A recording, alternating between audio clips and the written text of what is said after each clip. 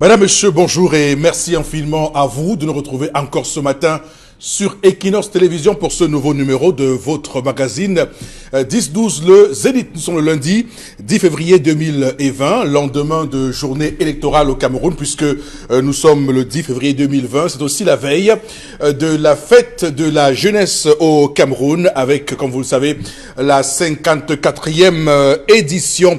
Le plateau est en place comme chaque matin. D'abord, vous, monsieur Donald Brice Kamgan, bonjour. Bonjour Eric, bonjour à nos téléspectateurs. Les derniers bureaux de vote ont fermé à Bertoir à 21h hier soir parce qu'il n'y avait pas d'énergie électrique pour achever dans le temps le dépouillement après la fermeture des bureaux de vote à 18h. C'est extrêmement grave tout ça, il faut le dire. Dans une démocratie qui avance à grands pas, on a bien envie de s'interroger. Évidemment, et ce n'est pas le plus grave. Le plus grave, c'est que les officiels disent que tout s'est bien déroulé. Alors, monsieur Kamgan, qu'on va retrouver tout à l'heure à 10h30 minutes. Également avec nous sur le plateau ce matin, vous, Karine Sontia, bonjour et bienvenue. Bonjour, monsieur Foupoussi, bonjour aux téléspectateurs. Que signifie un petit parti politique? C'est la question que se posent tous les Camerounais en ce moment précis après la déclaration du président de la République suite à son vote hier. Mais ce que nous retenons, c'est qu'il existe des petits partis politiques au Cameroun qui ont demandé le boycott. En tout cas, on aura l'occasion de revenir sur ces propos du chef de l'État camerounais. Hier, lorsqu'il a terminé son devoir citoyen à l'école publique Bastos à Yaoundé. Également sur le plateau ce matin, Bengan Kadje, bonjour et bienvenue. Bonjour Monsieur Foposi Negou, bonjour à vous chers téléspectateurs. Ce qui s'est passé hier, je le compare à un match de football qui a été entaché de beaucoup de choses. On attend. Est-ce que le rapport de l'arbitre central coïncidera avec celui du commissaire de match? La commission d'homologation et de discipline nous dira. Mais comme on ne peut pas donner les résultats, on peut quand même se réjouir et constater qu'il y a au moins 2 gagnants. L'abstention a gagné. La jeunesse aussi. Mais pour la jeunesse, on a vu la constitution des listes. Mais l'autre jeunesse qui s'est déployée, qui a investi, qui a vraiment travaillé. Merci la jeunesse. L'abstention aussi sera au rendez-vous. Je suis convaincu que quand la commission d'homologation et de discipline va nous dire quel a été le vrai score de match, vous allez vous rendre compte que l'abstention a aussi été du match. Est-ce que c'est pas tout le match? Il y a le match où on peut parler de derby. C'est ce que vous dites, hein, parce que le ministre Paul Atanganji de l'administration territoriale estime que les Camerounais ont massivement répondu à l'appel à voter. Il dit que les Camerounais sont allés massivement au vote hier. Oui, mais sauf qu'il ne nous a pas dit, il a dit les 360 communes. Mais dans les 360, et comme lui, il avait parlé de regroupement de certaines localités, on ne nous dit pas si vraiment il a existé des antennes communales de l'ECAM ou alors les anciennes communales de l'ECAM. Dans les 65 communes des régions du nord-ouest et du sud-ouest sont en train de travailler comme ici dans le Vouri, par exemple, où chaque antenne communale travaille pour donner les résultats de sa circonscription électorale. Là, il ne nous a pas dit ça. D'accord.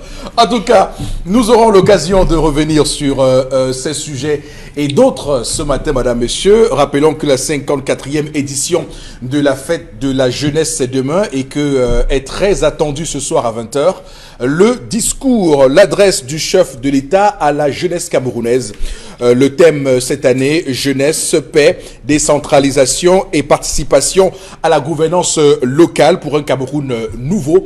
On voit très bien qu'il y a, selon les tendances que nous avons à l'instant, qu'il y a une forte poignée de jeunes qui vont intégrer les institutions, notamment à l'Assemblée nationale, mais aussi dans les différentes mairies. On verra très bien, au bout de 5 ans, quel sera le bilan de cette gestion jeune de ces mairies et de comment les jeunes vont gérer leur mandat de député pendant les 5 années à venir. On va démarrer le programme de ce matin avec la première ou sa première articulation. Il s'agit de l'histoire du jour avec vous, Dominique Audrey Oyengelek. Bonjour et bienvenue. Bonjour Eric Fopoussi, bonjour aux téléspectateurs. Ce matin, je vous raconte l'histoire d'Élise qui a 24 ans et elle vit en concubinage avec un jeune homme de 35 ans depuis 3 ans déjà. Elle dit que lorsqu'elle est arrivée dans cette relation, elle a trouvé le monsieur avec 2 enfants de mères différentes. Elle est titulaire d'un capiette et elle est toujours en attente d'intégration puisque son mari a refusé qu'elle fasse des vacations. Elle dit que son conjoint est autoritaire. Il s'occupe de tout à la maison. Il est menaçant, insultant à son endroit. Et il ne rit pas avec elle. Il arrive parfois qu'il la batte malgré qu'elle soit enceinte parce qu'elle a eu un enfant déjà et actuellement elle est enceinte. Il raconte que celui-ci la bat, il la traite comme son enfant. Pourtant, elle reste silencieuse toutes les fois où celui-ci l'insulte. Elle dit également qu'elle est très soumise. Elle ne sort pas de la maison, elle n'a pas d'amis, elle ne consomme pas d'alcool. Et malheureusement, ça n'a jamais réussi ni poussé cet homme-là à entreprendre aucune démarche dans l'optique de l'épouser. Donc même pas toquer à la porte, il n'a jamais fait. Elle ne s'est pas rapprochée des membres de la famille parce que son conjoint n'aime pas qu'une tierce personne se mêle à leurs problèmes. Donc aujourd'hui, elle subit toutes ces choses en silence sans pouvoir parler. Elle a pensé à dire à son conjoint de lui construire une chambre sur l'espace restant du terrain pour qu'elle puisse y vivre avec ses enfants, pour que ses enfants ne s'éloignent pas de leur père, qu'ils grandissent sous le regard de leur père et que celui-ci prenne une autre femme parce que elle, comme la première, elle ne veut plus rester dans cette relation-là. Et la question qu'elle nous pose, est-ce bien de demander à son conjoint de prendre une autre femme? Les polygames vont, vont répondre à cette question, madame, monsieur, particulière. En tout cas, ce qui est certain, c'est qu'on va commenter cette thématique. On commence avec vous, Boro Began, sur les interrogations, les craintes de cette femme. Si elle est judéo-chrétienne, je lui disais que les Sarah ont fait ça. Ils ont été bénis par Dieu. Donc, 90 ans, Sarah a conçu. Voilà. Et aujourd'hui, peut-être que les femmes ne lisent plus la Bible. En étant bénies. Voilà. Les femmes ne lisent plus la Bible. Il faut donc prier pour que les femmes lisent la Bible. Elles comprendraient qu'il faut chercher une épouse. C'est vous qui dites ça. Mais les femmes ne lisent plus la Bible. Donc, est-ce que je crois? Parce que si elles lisaient la Bible, elles ne se reposeraient pas. Non, mais vous en appelez la spiritualité africaine, non? Oui, mais elles disent qu'elles ne viennent pas. Elles veulent être, comment je vais dire moderne, ça, solitaire, monogamie. Nous, on ne connaît pas. On connaît. Un homme normal doit avoir au moins 2 femmes. Et c'est tout à fait normal, logique, que c'est la première qui cherche la deuxième. Donc, pas de peu. Et en plus, ici, il y a des motifs. Elle dit, elle ne veut pas quitter la relation parce qu'apparemment, elle aime bien son gars. Malgré le fait qu'on ne veut même pas toquer la porte pour aboutir, comment vous appelez ça, à la dot. Et elle dit, c'est là, et elle lui donne encore un autre enfant. Ça veut dire qu'elle aime ton homme, c'est ça l'amour. Non, mais c'est pas l'amour, ça, c'est la stupidité. Ah non, mais si elle savait qu'elle avait une famille et que dans nos relations, le viens on reste ne commence pas aujourd'hui. Il y a la situation de bombe. Donc nous, on allait même arracher les femmes, les filles dans les rivières. On sait que à partir de 17h, les filles de tête vont se laver là-bas. On a un gars, chaque fois qu'on veut les draguer, elles fuient, elles ont de tout. On organise les raps. On dit qu'aujourd'hui, Audrey, là, elle ne va pas nous échapper. On l'arrache. Mais vous faites ça aujourd'hui, c'est ces associations des droits des femmes qui vont monter sur vous. On l'arrache, mais le problème, c'est que nos mamans s'arrangeaient donc à aller rendre visite à la famille de Audrey en leur disant que non, on utilise l'idée que la poule là, ce n'est pas un renard qui l'a prise. Donc, vous savez bien les relations qu'il y a entre la vache et le renard. C'est pas un renard, c'est un gars qui l'a pris, il est un gars sérieux et tout. Donc, les mamans commencent à parlementer. Elle ne veut ni l'une ni l'autre chose. Elle est allée, c'est ça. Comment ça se fait? Son gars lui interdit systématiquement d'avoir une famille. C'est pas normal. C'est pas normal. Il faut dire à ce gars qui va danser quand ils vont célébrer leur mariage demain. Qui va danser? Donc, en fait, ils sont en train de vivre une vie que j'allais dire d'emprunt. Je ne sais pas si les Occidentaux même vivent comme ça. Mais c'est un bonhomme qui n'a pas, j'allais dire, qui est imbu de sa personne, qui pense que le monde se limite à lui. Donc, c'est un type de personne qui n'a pas, il ne sait pas ce qu'on appelle relations humaines, il ne sait même pas encore ce qu'on appelle mariage, mais malheureusement, la fille aussi. Donc, je lui conseille, quoi qu'il arrive, de dire à sa famille, de faire intervenir et sa famille et la famille du garçon. Dans cette relation-là, vous ne pouvez pas. Pour ses enfants. On en fait des enfants. C'est Hein. une excuse, hein. 8 ans, 8 enfants, on divorce. Et on les élève seuls. Cette femme est atteinte du syndrome de Stockholm. C'est vous qui le prononcez souvent sur ce plateau. Elle aime son bourreau. Monsieur Foucault aussi aime le mot là. Elle a fini par aimer son Comme les bourreau. Camerounais en règle générale. Hein. Comme les Camerounais en règle générale. Oui. Ce que je retiens de cette histoire, c'est que c'est pas un couple. Ils ne parlent pas. Ils ne conversent pas. Il y a un qui dit et l'autre se tait. Il y a un qui dit fait et l'autre fait. Il y a un maître et son esclave. L'esclavage ici consiste à élever d'abord ses 2 premiers enfants qu'il a eus avec une autre femme et les 2 enfants qu'elle a eus avec lui et surtout lui-même. Elle est esclave dans cette maison. Et j'aimerais bien que les gens comprennent que votre vie n'est pas assez énorme pour que les gens vous la gaspillent à coups de poing. Je dis, votre vie n'est pas assez énorme pour que les gens vous la gaspillent à coups de poing. Au point de penser qu'il faut construire une chambre dans la cour. Elle est aussi députée à ce point. Vraiment, c'est fini pour elle à 24 ans si elle n'est pas avec lui. C'est par amour. C'est pas de l'amour. Je suis en train de dire que c'est pas pas de l'amour, l'amour. C'est pas de l'amour. C'est de la stupidité. Elle ne l'aime pas. Elle ne l'aime pas. Elle pense que sans lui, elle ne peut pas vivre. Et pourtant, ce n'est pas le cas. Il y a une vie. Même après la mort, il y a une vie après la séparation. Dans ce mariage-là, cette femme vit le martyre. Raconter comme ça, pour une femme qui vous dit que son mari n'aime pas que les gens s'immiscent dans sa famille, ça veut dire qu'elle a eu beaucoup de courage. Parce que s'il écoute cette histoire et se rend compte que quelque part, il y a ce qu'il fait dedans, il va savoir que c'est elle. Et il va la retrouver à la maison, elle va écoper. Ça, c'est un homme, c'est un machiste. Pour moi, c'est un psychopathe qui pense qu'il a trouvé la victime parfaite pour accepter toutes ces grabuges et admettre que oui, vraiment, c'est mon mari, qu'est-ce que je vais faire? À 3 ans seulement de relation, vous avez déjà 2 enfants. Mais non, elle est intéressante, cette femme. Elle est intéressante. 3 ans de relation, de vie commune, de concubinage, 2 enfants et bastonnade tout le temps. Il en faut des choses pour supporter certaines situations. Dans les couples, c'est pas comme si votre femme est un tam-tam qui, parce qu'il ne peut faire que des bruits, n'existe pas, ou un matériel. C'est pas un matériel. C'est pas votre chien. Il faut donner un peu de considération. Si vous tapez votre femme, dites-vous que vous avez battu votre mère. Clairement, parce que votre mère est une femme.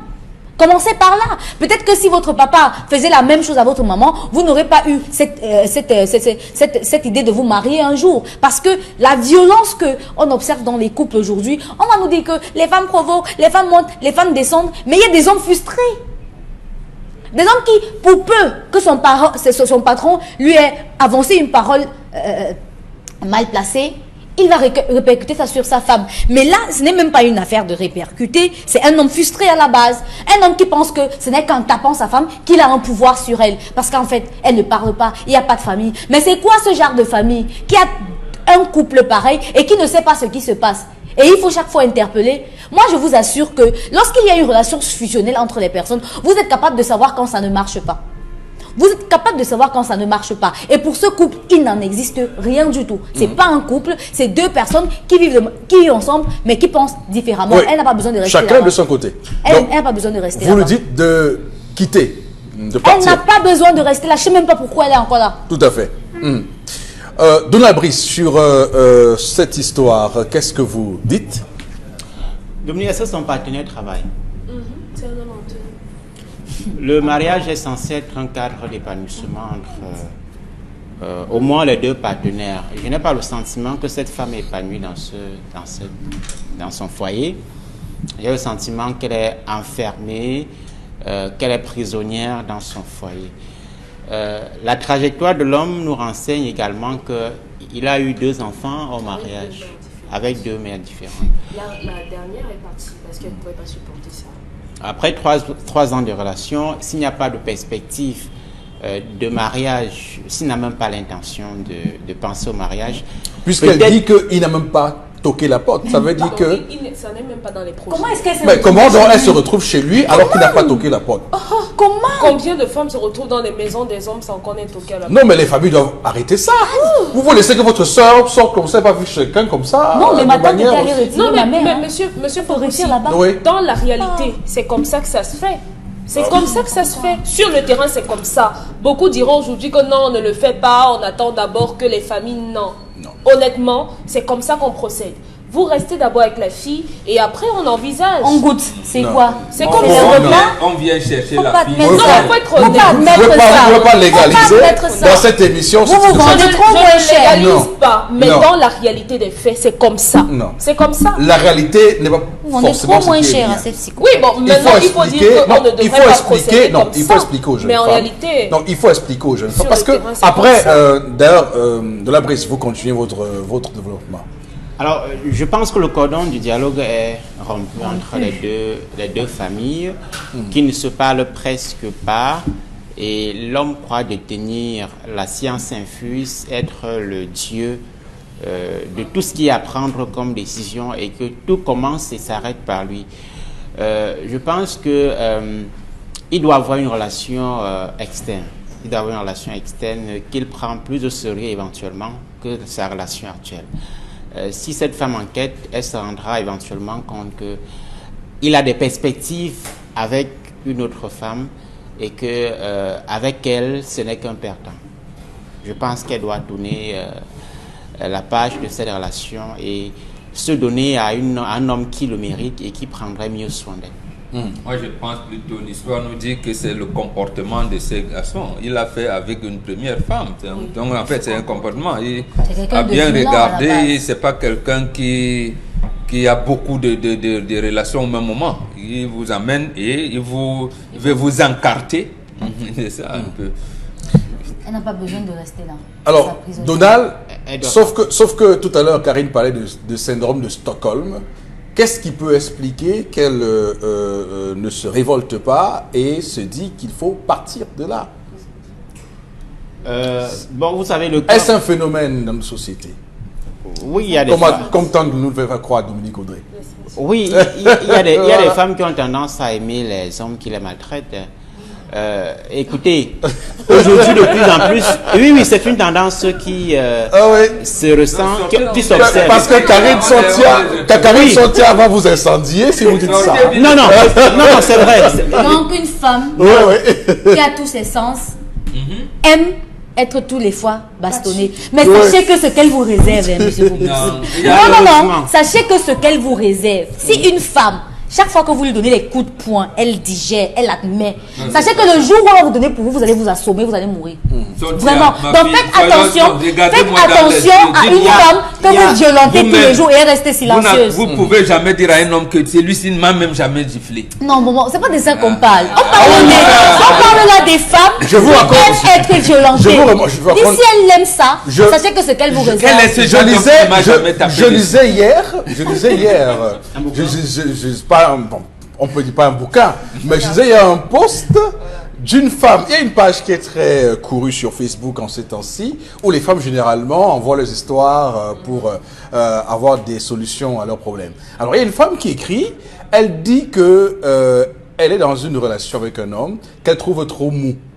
Donc elle explique que non mais je dis elle explique que dans la relation, lorsqu'elle parle fort, le monsieur se met à pleurer et justement demande pardon et donc, du coup elle en a marre que à la maison c'est elle qui soit que finalement auprès des enfants c'est elle est celle qui est vue méchamment parce que les enfants voient en elle une femme elle n'a même pas de problème parce qu'il y a des couples pareils ou dans lequel c'est la femme qui parle le plus fort. Que les gens ne vous racontent pas du n'importe quoi. Et il y a des couples où c'est la femme qui prend les plus grandes décisions et c'est avec ce ton-là parce que des personnes qui ont le même tempérament ne peuvent pas vivre ensemble. Il y aura grabuge.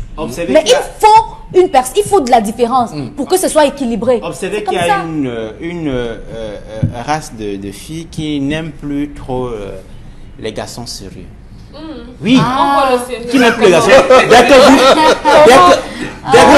Oui, attendez, suivez ça, les bad boys. Oui, le phénomène des bad boys. Il y a un phénomène qui est grandissant. Ça, c'est Si vous venez, vous jouez les garçons sérieux, je te promets le adolescents. mariage, des choses comme ça, elle s'en fout. Hein. On ne fait pas de Si c'est un garçon, si c'est un Pas bad boy, forcément, hein. On J'ai fait pas. vu On fait des pas. femmes. Vous allez vers une femme directement, non, mais- vous voulez l'épouser dès que vous l'avez vue. non, je veux dire que si tu viens avec cette tendance-là, elle te dit, écoutez, je n'ai pas besoin de ça. Si tu viens pour blaguer, pour t'amuser, Vous pour pensez jouer, que c'est une affaire elle de est pas bad dedans. boy? Donc, il y a aussi les femmes qui aiment qu'on les maltraite, qu'elles soient traitées de Elle cette maltraite façon. aussi. Ne pensez pas que c'est Non. seulement elle qu'on maltraite. Malheureusement, c'est cela. D'accord. Dominique Audrey, C'est sur méchant, cette c'est histoire. Oui. Récemment, j'ai fait un post sur les réseaux sociaux où je partageais mon expérience personnelle et je parlais de la dépendance affective que j'ai vécue. Donc, on est dans le même cas, une femme qui dépend affectivement d'un homme qui, juste à côté, use justement de ça pour lui faire du mal. Aujourd'hui, les femmes ont tendance à dire, moi, je reste dans ce foyer parce que mes enfants. Ça, c'est une excuse. En réalité, elles aiment ces hommes-là. Et elles vous diront que peut-être il me bat, peut-être il est méchant avec moi, mais les moments où nous sommes bien, c'est un homme adorable. Non, mais ça n'a rien à voir. Hein. Si. Arrête Je un vous peu. promets que c'est oui. une pathologie. Non. Non, C'est non, une pathologie. même pas. C'est pas une Non, pathologie. mais c'est une pathologie. Elle est malade. Ce que j'ai envie de dire, c'est que... Oui. Elle ne voit pas ça On comme a, cela. non, justement, elle n'est pas malade parce que aujourd'hui votre homme vous a giflé, mais demain, pendant 3 jours successivement, il est doux, il vous masse, il vous cajole et autres. C'est pour ça qu'on a tendance à oublier le mal qu'on a vécu, puisque la femme pardonne facilement. C'est pour ça qu'elle peut supporter tout, encaisser tout. Donc maintenant, moi j'ai aussi du mal avec des femmes qui continuent à dépendre totalement des hommes. Les hommes ne respectent les femmes que lorsqu'elles peuvent s'auto-entretenir, se prendre en charge personnellement. Vous êtes dans une relation où un homme vous dit, moi je veux pas que tu travailles, je veux pas. Battez-vous.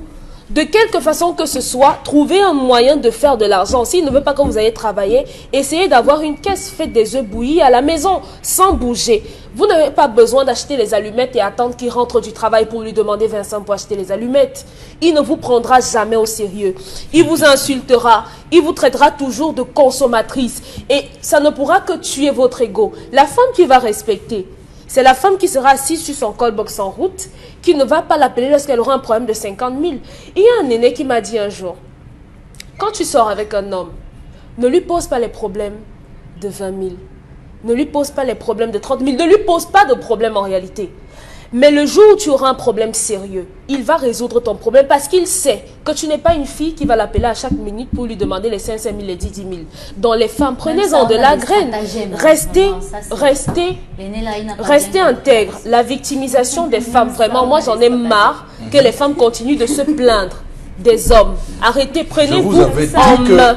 Je vous avais Prenez-vous en dit main. sur ce plateau que le féminisme est une contradiction terrible. Et nous en avons sur ce plateau ce matin la terrible démonstration. Ça veut dire qu'on se retrouve là avec des femmes qui veulent l'argent du beurre et le beurre en même temps et le fil qui a servi à couper le beurre et tout le reste.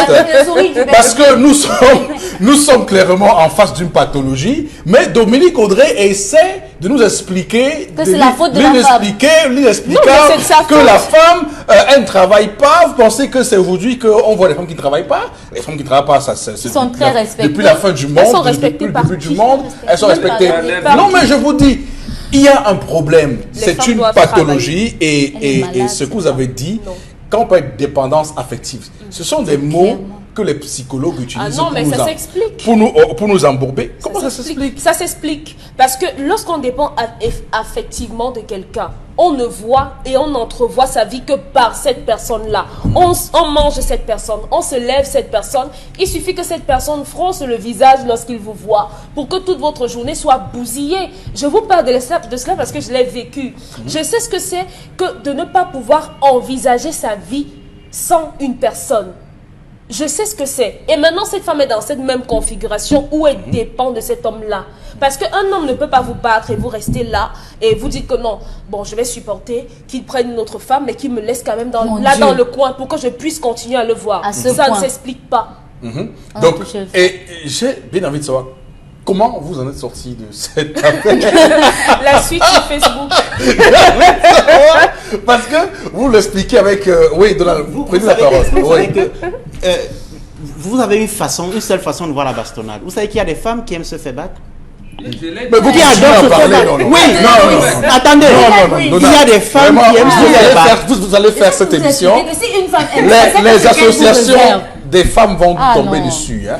Parce que si vous commencez à dire ça, on va leur donner des contacts de ces femmes. Non. On va leur donner les contacts des femmes qui disent à leur mari, pourquoi tu ne m'as jamais giflé ici? Moi, je te provoque tous les jours. Justement. Si tu continues comme ça, comme celle d'histoire, qui se plaint que son mari est mou. Parce qu'elle veut que son mari ait plus de points, que son mari puisse être... Elle n'a rien compris. Les hommes qui ne parlent pas. Les hommes qui ne parlent pas. C'est pour ça que je vous dis qu'une femme violente et qui ne parle pas est très dangereuse. Audrey parlait tout à l'heure de la dépendance affective. Si on n'a pas vécu, on ne comprendra pas. On pensera que lorsqu'on est violenté, on ne voit que le côté négatif de cela. Certains pensent qu'un acte de violence, pour certaines femmes, c'est une preuve d'attention.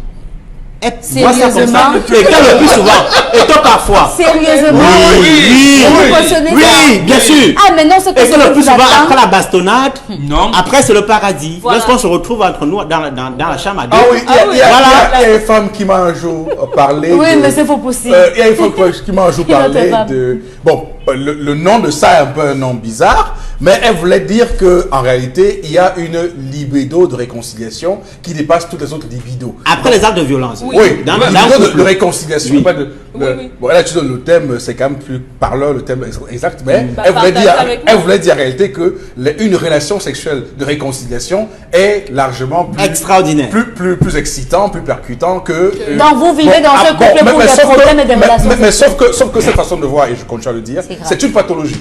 Parce que c'est une pathologie.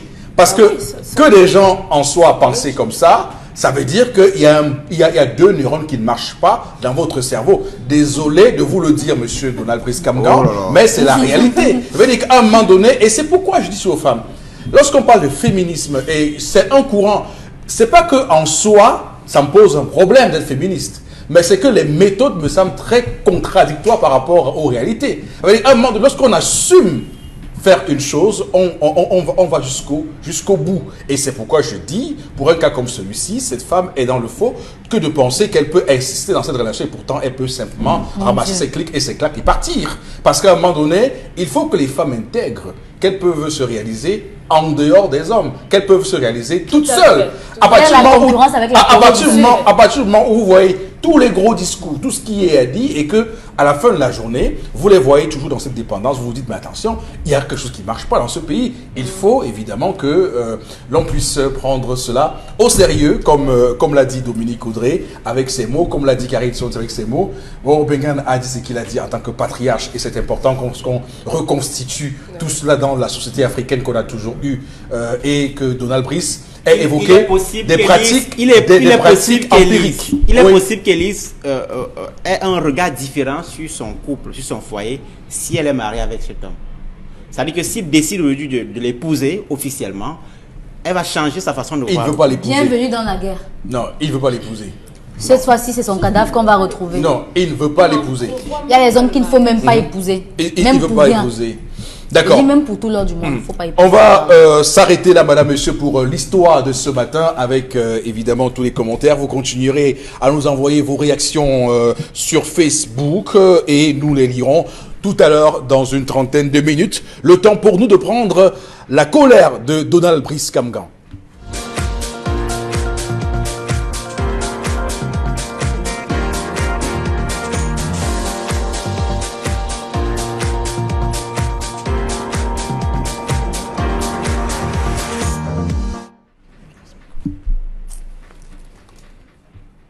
J'interpelle ce matin la conscience nationale sur la question de la gestion des ordures au Cameroun. Qu'est-ce qui nous empêche donc de faire ce que d'autres pays ont fait avec les mêmes moyens, sinon quelquefois moins? La ville de Douala produit 2000 tonnes de déchets par jour. À Yaoundé, c'est la même déferlante des détritus sensiblement que la capitale rejette dans la nature. D'après des données puisées à bonne source, 1500 tonnes sont collectées quotidiennement dans chacune de ces deux villes.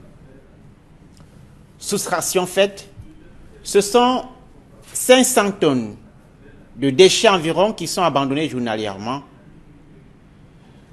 De façon régulière, les populations et les médias s'indignent que des montagnes d'ordures jonchent les grandes villes du Cameroun, y compris la respectable capitale politique, où le président de la République est quelquefois intervenu pour sommer les acteurs de débarrasser la ville d'états d'immondices à n'en plus finir.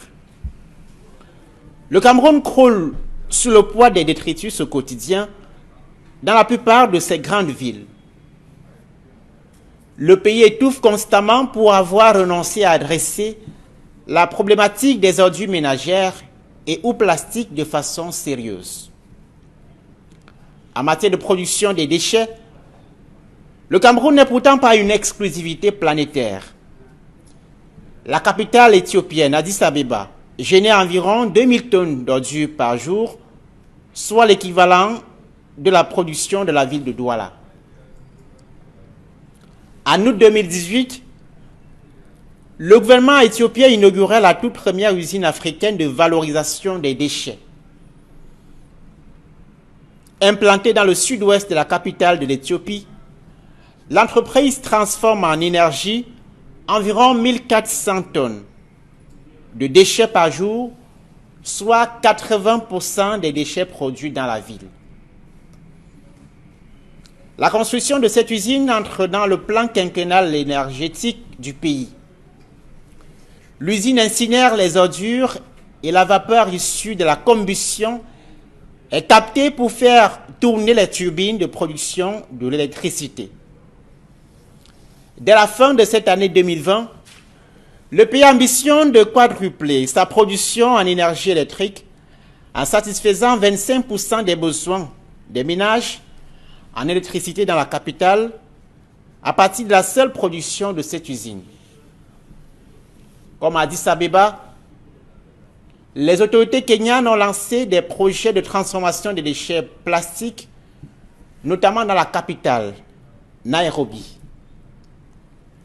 En organisant les activités de ramassage à travers les plages, les rues de la capitale, de nombreux jeunes et femmes trouvent des occupations. La transformation des déchets plastiques en pâte, utilisés ensuite pour la fabrication des poteaux, des jouets, des bijoux et autres charpentes de bateaux, constituent des niches d'emploi pour de nombreux jeunes qui contribuent ainsi à la lutte contre la pollution. Que nous manque-t-il pour franchir ce cap? Juste de l'audace et une vision adossée sur la volonté des gouvernants. Alors que les déchets ménagers et plastiques constituent une manne économique indescriptible ailleurs, chez nous, ils sont encore vus comme des obstacles et des problèmes. Malheureusement.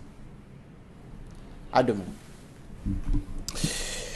Pendant que vous déclamiez votre colère, Donald Brice Kamgan, je souriais un tout petit peu parce que ça m'a fait me rappeler de ce projet à la communauté urbaine de Yaoundé où on avait annoncé qu'on ouvrait le marché à la concurrence. Et depuis, je me pose la question, est-ce que les Yaoundéens ont vu ce deuxième opérateur opérer justement dans la capitale camerounaise? Et je me disais, mais c'est quand même terrible, c'est fou dans ce pays, comment on nous annonce des choses et malheureusement dans les faits, rien n'arrive de manière concrète. Et vous savez que la gestion des ordures dans ce pays est une question centrale, puisque des pays comme vous avez cité, en Éthiopie, ont trouvé les moyens beaucoup plus technologiques de gérer cette question. Malheureusement, chez nous, nous faisons encore du rudimentaire, alors que vous avez de nombreux jeunes qui ont des projets. Mais est-ce qu'ils sont écoutés, ceux-là? Malheureusement pas. C'est aussi une constante, c'est que le nombre de tonnes de déchets d'ordures que nous produisons par jour, par exemple à Douala, n'a cessé de grimper.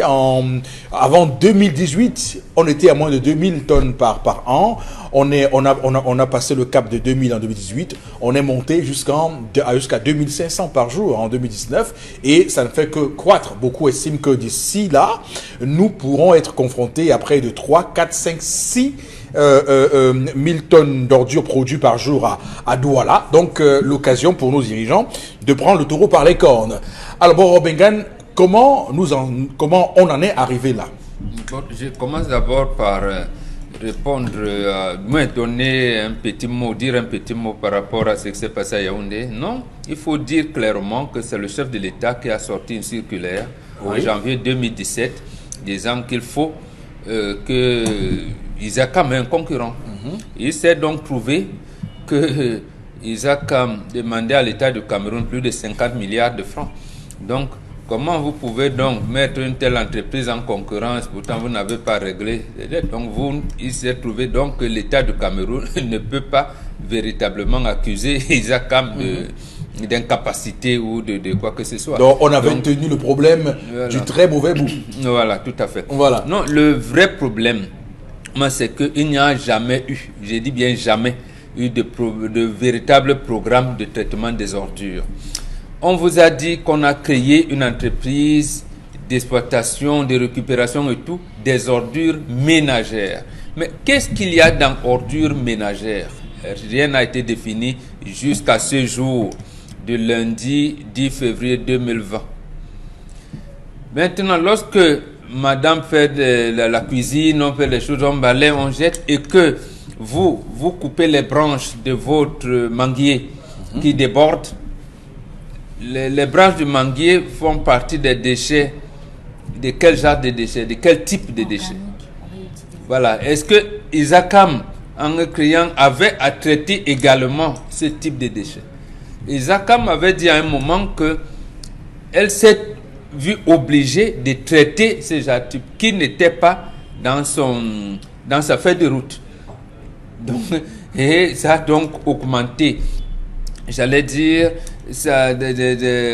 d'autres choses, d'autres lignes dans le traitement des ordures qui n'entraient pas dans ce qui avait été adopté pendant son étude de marché de l'époque. Autre chose, même dans les ordures ménagères, on n'a jamais insisté sur le fait qu'il faut mettre les déchets plastiques d'un côté, les déchets ceci de l'autre côté. Donc, nous avons un seul bac à ordures qui prend tout, et les épluchures de bananes, et des bacs à peau, et des bouteilles cassées, bouteilles en plastique, et bouteilles en verre, et tout, et même les vitres de la maison, on met tout ça dedans. Donc comment on traite ce genre? On n'a jamais pu le faire. Maintenant, le gouvernement et la même entreprise sont quand même venus nous dire un jour, lorsque le génie militaire a commencé à se plaindre, le lycée bilingue du génie militaire aussi, y compris l'école qui est là, parce qu'il arrivait des moments où les odeurs nauséabondes, je parlais seulement de là où on faisait ce stockage des déchets là, on dit, les élèves étaient obligés de rentrer à la maison parce qu'ils n'en pouvaient plus. Mais maintenant, il y a aussi les zones d'habitation. On nous a fait croire qu'on pouvait transformer ces déchets-là en industrie ou en source d'énergie. Mais ces sources d'énergie, on l'attend toujours. Peut-être qu'ils s'étaient inspirés de l'Éthiopie. Oui, et même en pavé. Voilà. Il y a des études qui sont menées en pavé. Il y a eu des Espagnols qui sont arrivés ici, disaient qu'ils pouvaient.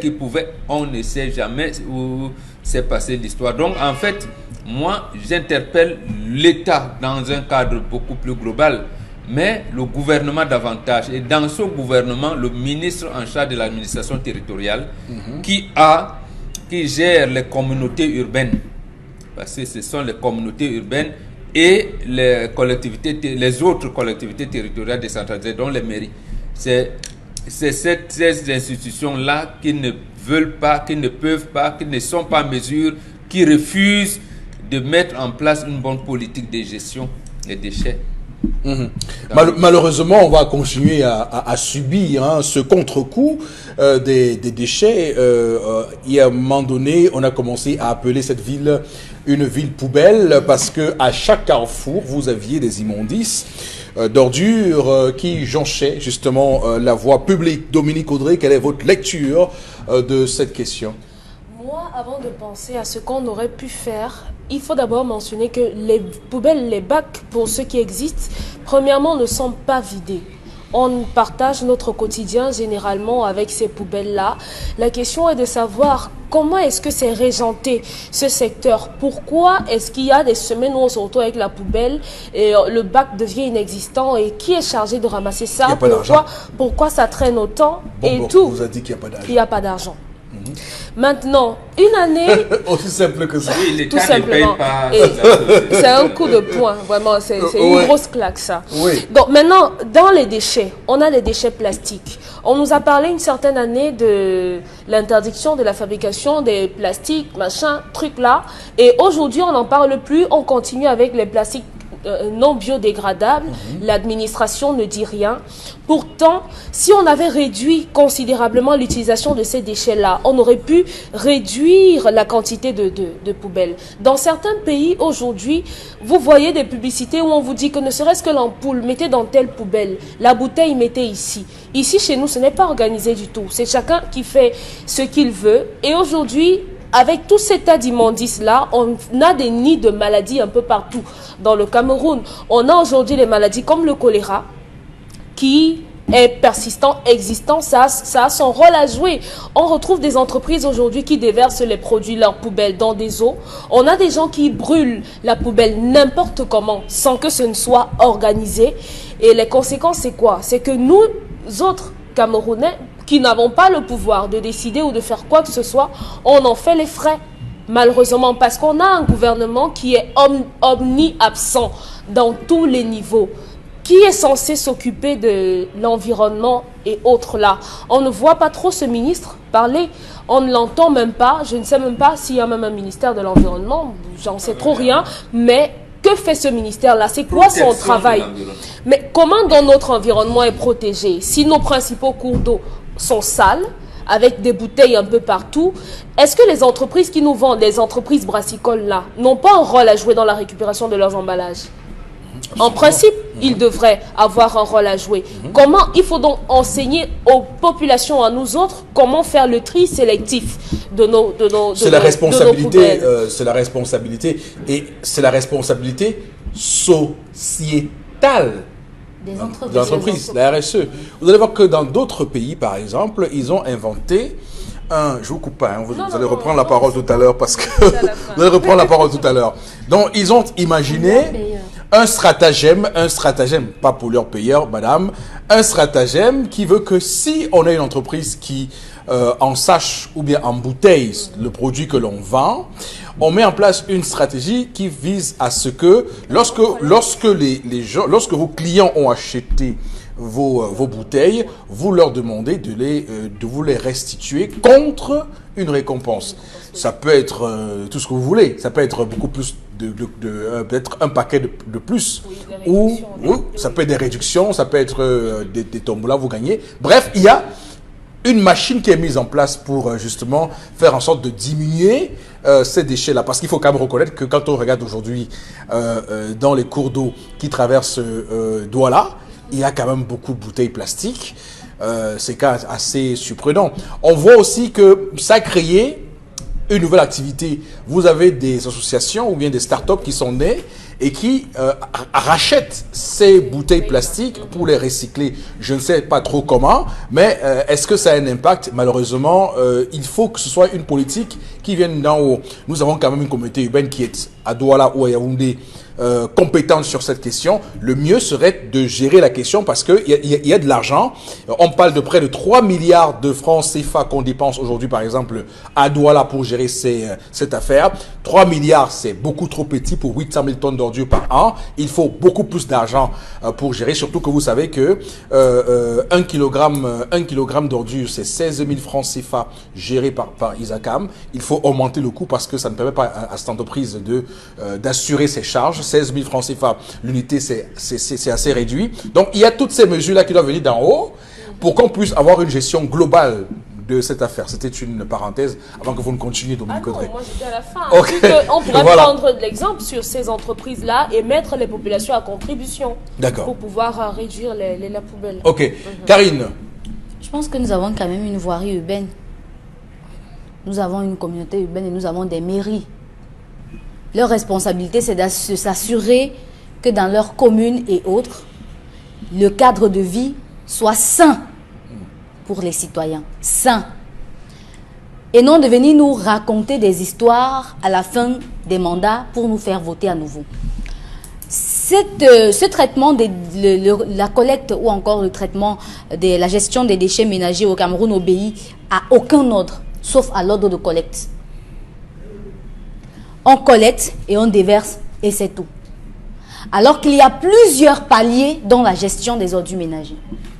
Il y a la collecte, il y a le négoce et le courtage, le transport, le traitement, la réutilisation et l'élimination des déchets. Nous ne respectons que l'ordre de collecte. À un moment donné, on parle des entreprises brassicoles qui avaient organisé des jeux tombola si les citoyens pouvaient ramener des palettes de bouteilles vides. Mais c'est parti comme ça. On ne sait pas ce que ça a donné. Pourquoi? Parce qu'on est dans une république qui ne respecte rien. On nous a dit, à un moment donné, on a fait une grosse campagne sur les emballages biodégradables. Mais quelle est l'entreprise qu'on a mise sur pied pour pouvoir nous produire des emballages biodégradables? Question de nous éviter d'avoir des déchets plastiques. Dans le traitement de ces ordures ménagères-là, on a le plus important qu'est le recyclage. Tout est recyclable.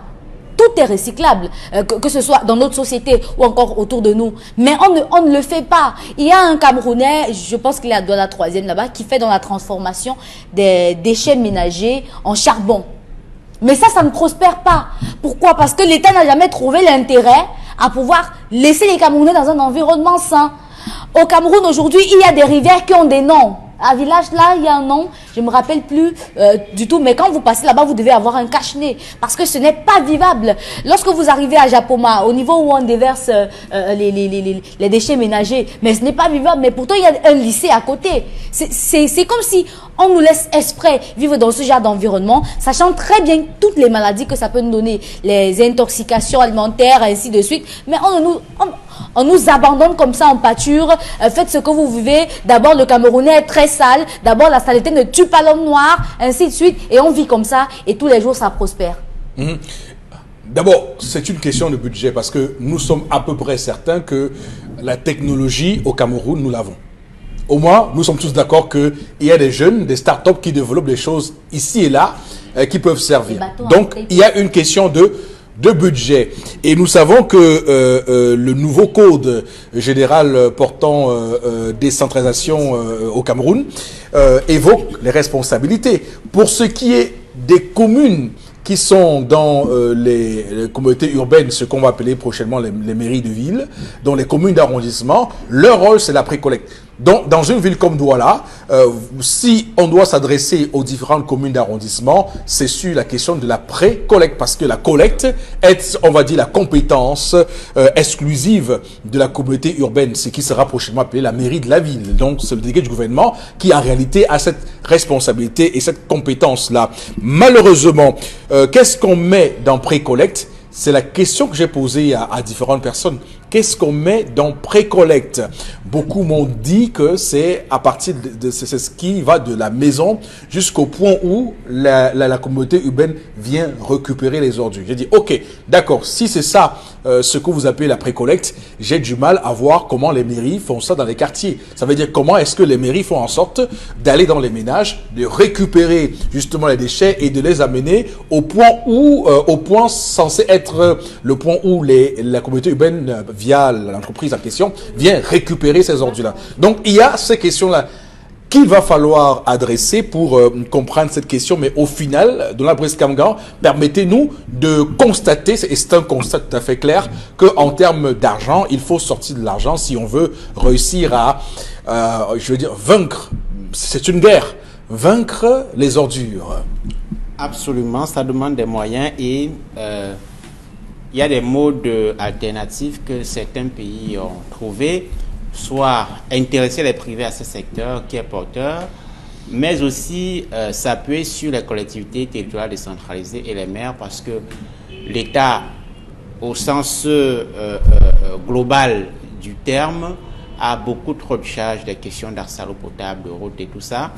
La question d'assainissement pourrait être transférée ou concédée aux mairies, parce que ça pèserait moins si une commune comme Douala-Premier doit gérer seulement ses ordures. C'est moins lourd que d'imaginer une grosse machine qui se déploierait sur l'ensemble du territoire national. En termes de décentralisation, on attend que le nouveau code soit mis en œuvre, évidemment, et soit plus clair en la matière. Mais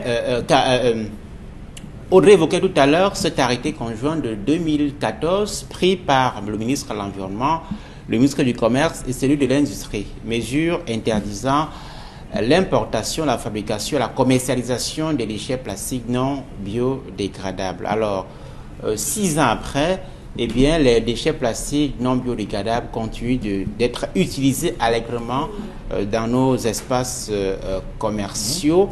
J'ai le sentiment que ça me doublait. Absolument, absolument. Et bien, pourquoi? Parce qu'il n'y a pas eu de préparation, il n'y a pas eu de mesures palliatives, notamment l'intensification de la fabrication des emballages plastiques biodégradables. En réalité, la corruption a eu raison de cette mesure. Parce que, évidemment, c'est un filon. Il y a des opérateurs qui sont dans le secteur et qui font tout pour que, avec évidemment la complicité des officiels, pour que cette mesure ne soit pas mise en œuvre. Parce qu'évidemment, il faut opérer cette transition avec des mesures palliatives qu'il faut pouvoir mettre en place. Et pourtant, à l'époque, il avait été concédé aux entreprises qui font dans le secteur une période transitoire pour leur permettre d'écouler le stock qu'ils avaient déjà à leur disposition et donc de passer aux emballages biodégradables. Les emballages non biodégradables qui ont un impact, comme vous le savez, à la fois sur l'environnement, mais qui également un impact sur les activités agricoles, parce que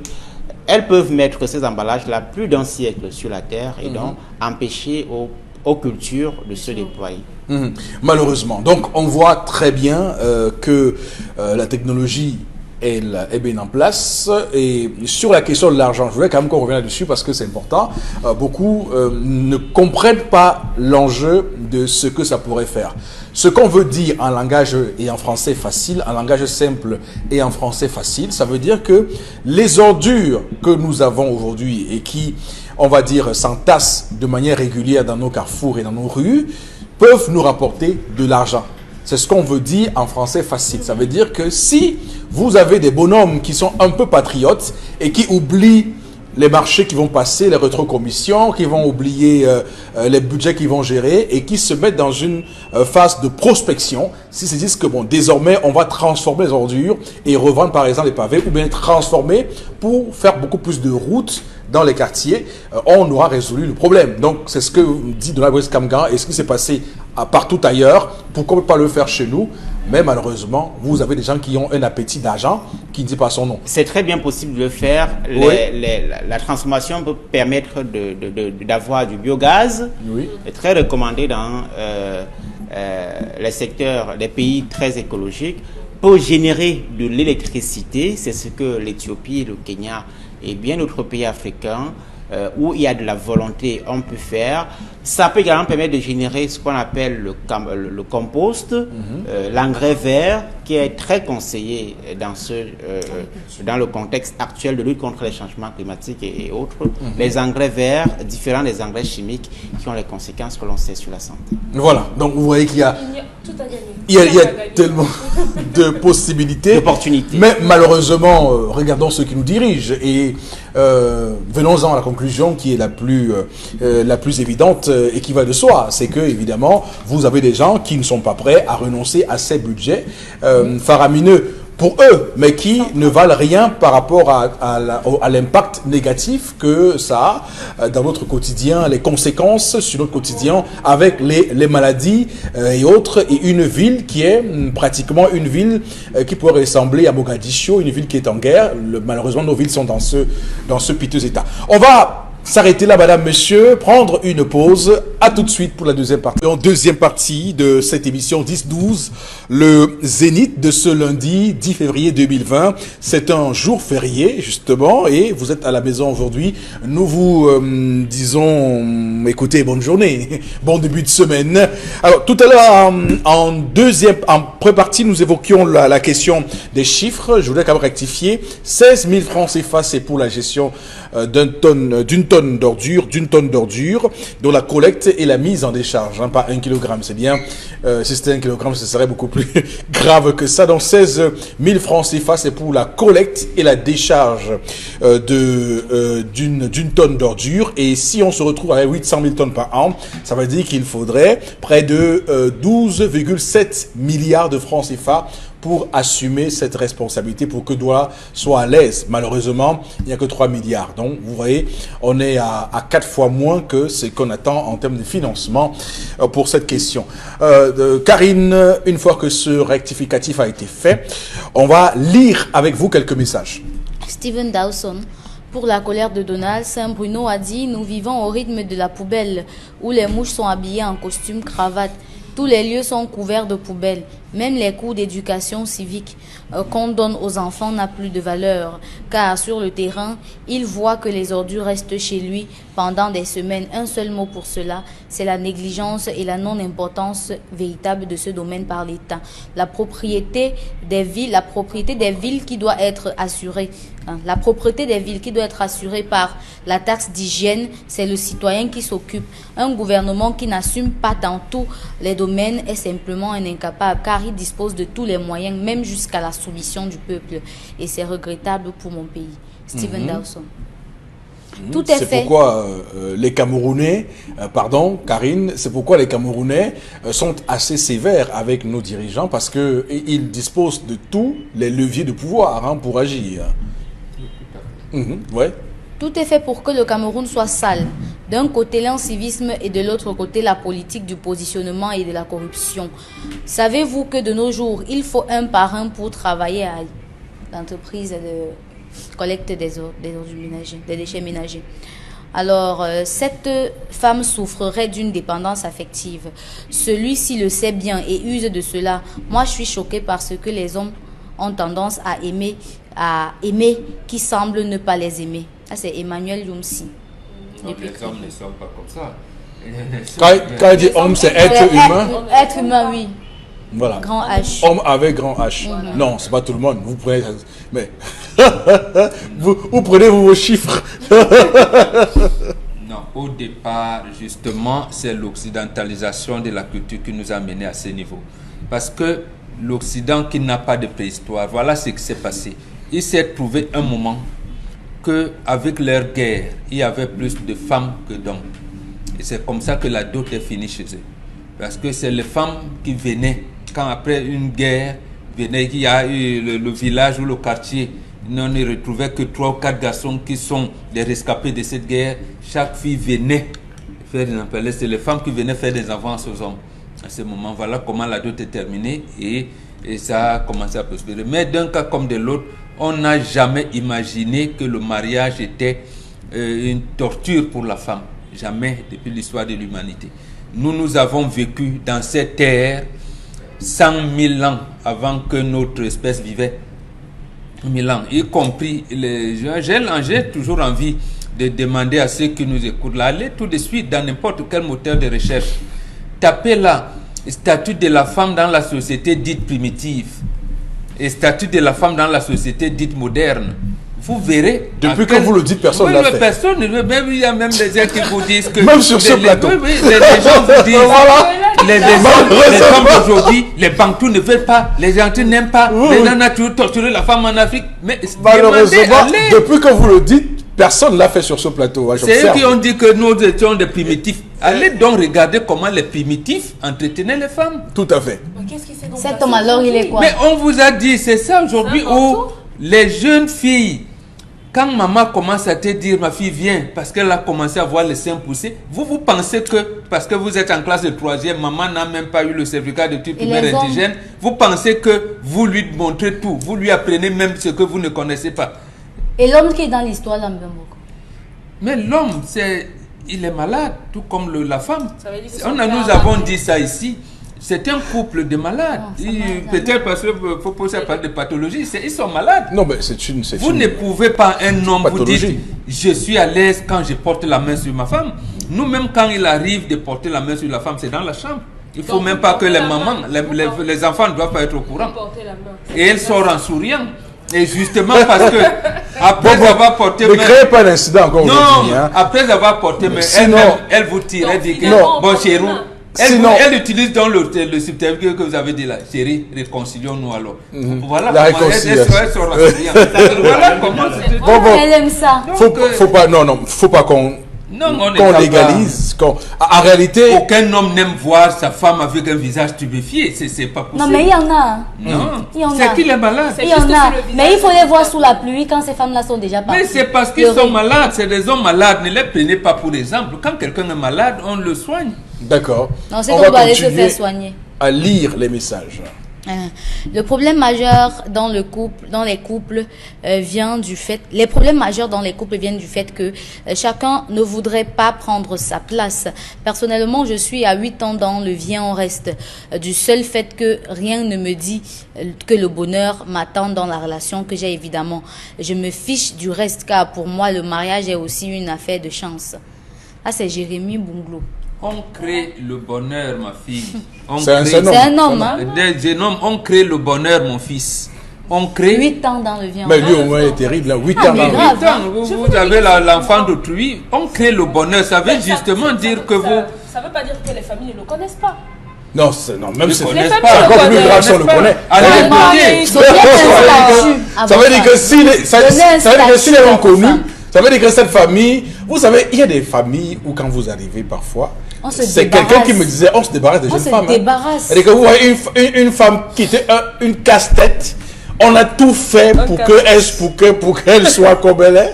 Lorsque vous, oui, quand vous on dit vraiment, Enfin. libère. Ça, je savais même pas que c'est. Non mais on arrive, mais on doit arrêter ça. Je pense que lorsqu'on parle de féminisme, c'est un courant que j'aime beaucoup, hein, même si après j'aime détester ce courant parce que il y a des réajustements qu'il faut faire parce que on peut pas faire le combat féministe en France comme on le fait au Cameroun. Il y a des réalités qu'on doit prendre en compte et je pense que c'est ce que beaucoup ne font pas, malheureusement, et ont une approche parcellaire de cette question, malheureusement. Vous avez des familles où les femmes, comme je vous ai dit, sont comme des fardeaux. J'ai dit qu'il y a une famille d'un monsieur qui m'a raconté qu'il a sa nièce, sa cousine, une femme qui a des enfants, 38 ans la première, 36 ans la deuxième, 38 ans dort avec sa mère à la maison, L'autre a accouché aussi. l'autre a accouché aussi, et voilà. La mère Des de- filles comme ça, si vous débarquez, vous êtes n'importe quel monsieur, vous voulez cette femme-là, on vous la donne avec même des récompenses, des remises de cadeaux. Oui, on vous dit que mais attention. Ici, chez nous, Oui, il n'y a pas de il n'y a pas de doute. C'est ça, la Donc doute. il faut prendre tout ça en compte et malheureusement, je trouve quand même beaucoup plus l'accent sur l'autonomisation des femmes, sur l'argent, il n'y a pas que ça. Il y a quelque chose de très profond qu'il faut gérer et cela. Il y a aussi, il ne Oui. faut pas oublier, la formation des hommes. Il faut qu'ils arrêtent de penser. Il faut qu'ils arrêtent de penser que quand la femme ne parle pas, c'est la bonne femme. Méfiez-vous des personnes qui ne parlent pas souvent. Alors, je dois vous dire une chose, c'est que malheureusement, en Afrique, malheureusement, en Afrique, c'est la femme qui forme. Voilà. Malheureusement. Parce que chez nous, malheureusement, justement, chez nous, donc, Voilà. C'est ma pour ça fille- qu'on emploie ce qu'on voit là. Donc, malheureusement. C'est C'est pour vous ça les qu'ils sont filles comme qui ça. ne savez C'est- pas apprendre. Apprenez en Afrique. En Oui. Afrique, on dit la femme chez qui j'habite. Oui. C'est votre femme qui Ah, va vous voilà. éduquer à ne pas battre sur une femme. On Non, dit c'est votre la mère. femme chez qui j'habite. C'est Et votre quand la mère. mère n'a pas fait ça. C'est votre mère. Parce que, Et quand la mère ne l'a pas fait. parce que, et vous savez, et c'est terrible. C'est où le féminisme est une contradiction terrible. Vous avez des femmes qui vous disent que non, mon fils, quand il sera grand, je vais faire ci, faire ça. Voilà. Vous voyez comment elle donne déjà à son fils les graines d'un surhomme dans sa vie. Voilà. Commencez déjà à montrer à vos garçons que la vie, c'est si. Voilà. Mais des femmes qui sont tellement. Lorsqu'elle a un garçon, c'est comme si c'est devenu. le père, alors, C'est de comme cet si c'est enfant dans devenu. C'est l'histoire. comme c'est devenu. Le père, la place du père dans l'éducation de ce garçon. Mais la femme s'est accaparée de tout. Est-ce que Non. la femme d'aujourd'hui Non. aime encore que C'est l'on trop parle? Le père. Non, le voilà père, donc le père, c'est un argument bien le père trop facile, instruit bien et la trop femme léger, éduque. mon bon. Voilà comment ça se passait, Le père Audrey. instruit. Oui. L'homme ne Quand connaît l'éducation pas, rate, l'homme même ne connaît l'instruction pas ne marche l'enfant pas. avant l'âge de 7 ans. L'instruction, c'est surtout à l'école. Vous comprenez? Il dit, quand l'éducation a raté, même l'instruction ne marchera pas. D'accord. L'homme ne connaît l'enfant qu'après 7 ans. Pourquoi? Parce que l'enfant, c'est la maman qui l'allait. C'est lui qui apprend à dire à son mari que petit papa est comme ça, petite maman est comme ça, voilà. Donc, il était jusqu'à 7 ans. C'est à 7 ans Et là, il peut échouer que encore. l'homme prend l'enfant. Là, il peut encore fait, échouer. D'accord. Voilà. Ok. Là, il peut On va- assumer. Simplement parce que la femme a inculqué les idées de son père à son enfant. Malheureusement, la femme, elle peut se Aujourd'hui, décider à son enfant. elle inculque ses Malheureusement. idées à elle. Les Voilà. idées de battre sur une femme. Ok, très bien, bien sûr. Oui, il y a des mamans ici sur Terre. Les enfants Je les regarde, qui voient leurs parents faire. je regarde parfois des femmes, je dis, mais vous allez avoir ce garçon demain et vous allez accepter qu'il fasse certaines choses. Non, c'est mon garçon. C'est mon dernier marché. C'est mon. On va s'arrêter là et prendre tout de suite la revue des réseaux sociaux, Karine Sontia. Oui, dans le cadre de la revue des réseaux sociaux, on a 4 sujets, autant pour moi, qui vont nous intéresser. On commence par le premier, la déclaration du président de la République suite à son l'exercice de son devoir citoyen hier à Yaoundé après son vote. Il a dit, je cite, sur sa page Twitter, sur tous ses comptes, même sur les réseaux sociaux, et même en direct face aux médias. J'ai accompli mon devoir de citoyen et j'en suis heureux. J'ai saisi cette occasion pour demander à tous mes compatriotes de faire leur devoir en allant au vote, contrairement aux appels au boycott de certains petits partis politiques. Et c'est cette phrase-là qui a fait le tour de la toile et a permis aux uns et aux autres de faire des commentaires, mais surtout d'interpeller les différents écrits sur ce que c'est qu'un petit parti politique. Et il se trouve que des auteurs ont écrit dessus et ont pu définir ce que c'est qu'un parti politique, un petit parti politique, les PPP. Alors, le président Biya, bon, quand il s'exprime ainsi, pour vous, ça relève de quoi? Du mépris envers son peuple. Envers son peuple, c'est pas la première fois. Vous vous appelez, c'est décembre 2010, après la session dite session de liberté à l'Assemblée nationale où on a voté les lois multipartisme et tout. En 90? En 90, décembre, 31 décembre. Il a prononcé une phrase que nous autres ont été irrités, et c'est d'ailleurs cette phrase qui a amené Célestin Monga à faire une lettre ouverte. Il a dit « Je vous ai amené à la démocratie ». C'est des phrases pas bien. Il dit « Me voici donc à Douala ». Après, il dit, quand il a dit « Conférence nationale sans objet », il dit « Qui sont-ils, ces vendeurs d'illusions ?» Donc, il a des phrases comme ça, qui ne sont pas bien. Qui ne sont pas bien. Après, il dit « On va vaincre les invasionnés, on a vaincu le maquis. » C'est pas des phrases bien comme ce qu'il vient de prononcer là hier. Moi, ça m'a personnellement irrité. Nous sommes dans un pays qui est en crise, nous sommes dans un pays qui est dans l'impasse totale. Il n'arrive même pas à organiser un simple match de football. Pour les trucs, bon, je ne comprends pas. Et qu'il tient c'est jeter de l'huile sur le feu? Oui. Il faudrait, on dit il est patriarche avec son âge, avec le nombre de temps qu'il a passé au pouvoir, mais il faudrait que ses conseillers et lui se rendent compte qu'il est au service du peuple. Ce n'est pas le peuple qui est au service du président de la République. Ça, il faut se rendre à l'évidence, il faut se rendre compte. Donc, vous comprenez pourquoi les lois de la République ne sont pas l'aspiration populaire. Donc, les lois, c'est pour ça que les lois là ne régulent pas. Précisément parce qu'il y a quelqu'un qui réfléchit la nuit, il vous dit « J'ai trouvé ce qui est bon pour vous », sans vous avoir écouté. Et c'est ça qui n'est pas bien. Vous avez dit, il a dit la même chose. Vous avez fait le grand dialogue, vous m'avez apporté. Je verrai dans quelle mesure, avec la possibilité, les moyens que j'aurai, je vais les mettre. Vous voyez. Dans la Constitution, c'est la même chose. Mais je vais mettre progressivement. Est-ce que justement, c'est pas ce que vous dites tous les jours ici? Ça veut dire que ce mélange de genres, ce pays est compliqué parce qu'il y a trop de mélange de genres. Absolument. Et quand on le dit, on pense qu'on fait. Le Cameroun et des pays africains, c'est des pays où vous avez le chef de l'État, le président de la République, qui est en même temps chef de parti. Il semble que ce mélange déjà fait en sorte que finalement, on va confondre le président quand il parle en tant que président de la République ou quand il parle en tant que chef de parti politique. Absolument. Et là encore, lui-même, il a apporté la preuve de cette confusion. Il tient un congrès de RDPC en 2011, il vient avec les papiers en tête de la présidence de la République. C'est un mélange déjà terrible. Or, il avait ici à Douala même, je me rappelle, en février 1975, notre troisième congrès de l'UNC, il avait apporté une proposition d'amendement, une proposition de résolution au congrès qui disait que le président du parti ne peut plus être président de la République. Mais quand lui, il arrive au pouvoir, il semble avoir oublié cette proposition qu'il avait apportée à l'époque. Ça fait un mélange déjà, ça donne l'amalgame. Donc, on ne sait pas si c'est le citoyen Paul Biya qui allait voter comme il disait, si c'est le président de la République qui veut, je comprends, dire aux Camerounais ne pas boycotter, moi-même j'ai venu, il peut le dire aussi simplement.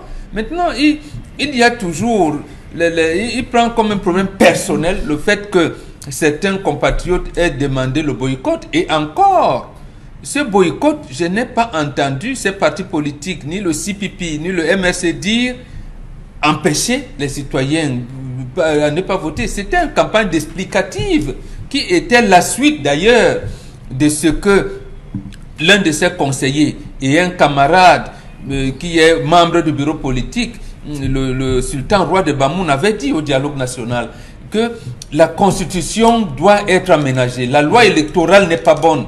Bon, quand son principal, l'un de ses conseillers le dit, et que lui, il sait bien que certains de ses compatriotes qui sont dirigeants des partis politiques voudraient qu'on continue dans cette logique qui a encadré, qui a accompagné la présidentielle, il doit plutôt s'en inspirer pour rassurer les Camerounais en leur disant oui, je sais, il y a certaines dispositions, mais toute œuvre humaine n'est pas parfaite, nous y allons pas à pas, mais pas de dire nous avons fait un pas géant. Un pas géant où? Tout à fait. Quel pas géant on va faire là, avec le renforcement de pouvoir des autorités administratives sur les élus qu'on aura ici et qu'on aura encore, comme il a promis de faire les conseils régionaux prochainement. D'accord. Je veux juste dire que le mélange de genres, des pays comme la France, beaucoup vont me tirer dessus, parce que je parle juste de la France, mais c'est important, évidemment, parce que nos textes de loi sont calqués sur les textes français. Je voulais quand même rappeler que dans un pays comme la France, vous avez, lorsque le président français est socialiste, vous savez que le premier secrétaire du parti socialiste change. Et le président prend sa posture de président et il y a un nouveau premier secrétaire.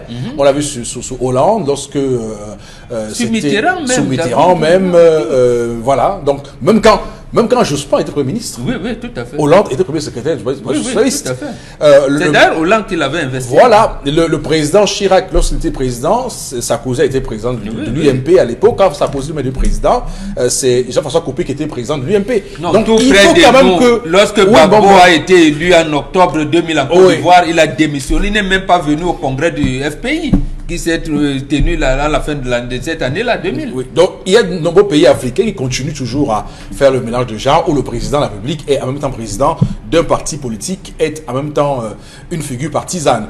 Donald Brice. Oui, je note que... cette sortie du président de la République. D'abord, la question ne lui a pas été posée directement sur le boycott. On lui a demandé quelles sont ses impressions après avoir exercé son devoir de vote. C'est une précision importante. C'est une précision importante. Oui. Alors, et le fait qu'il réagisse sur le boycott montre, c'est la manifestation d'un malaise d'une jeune.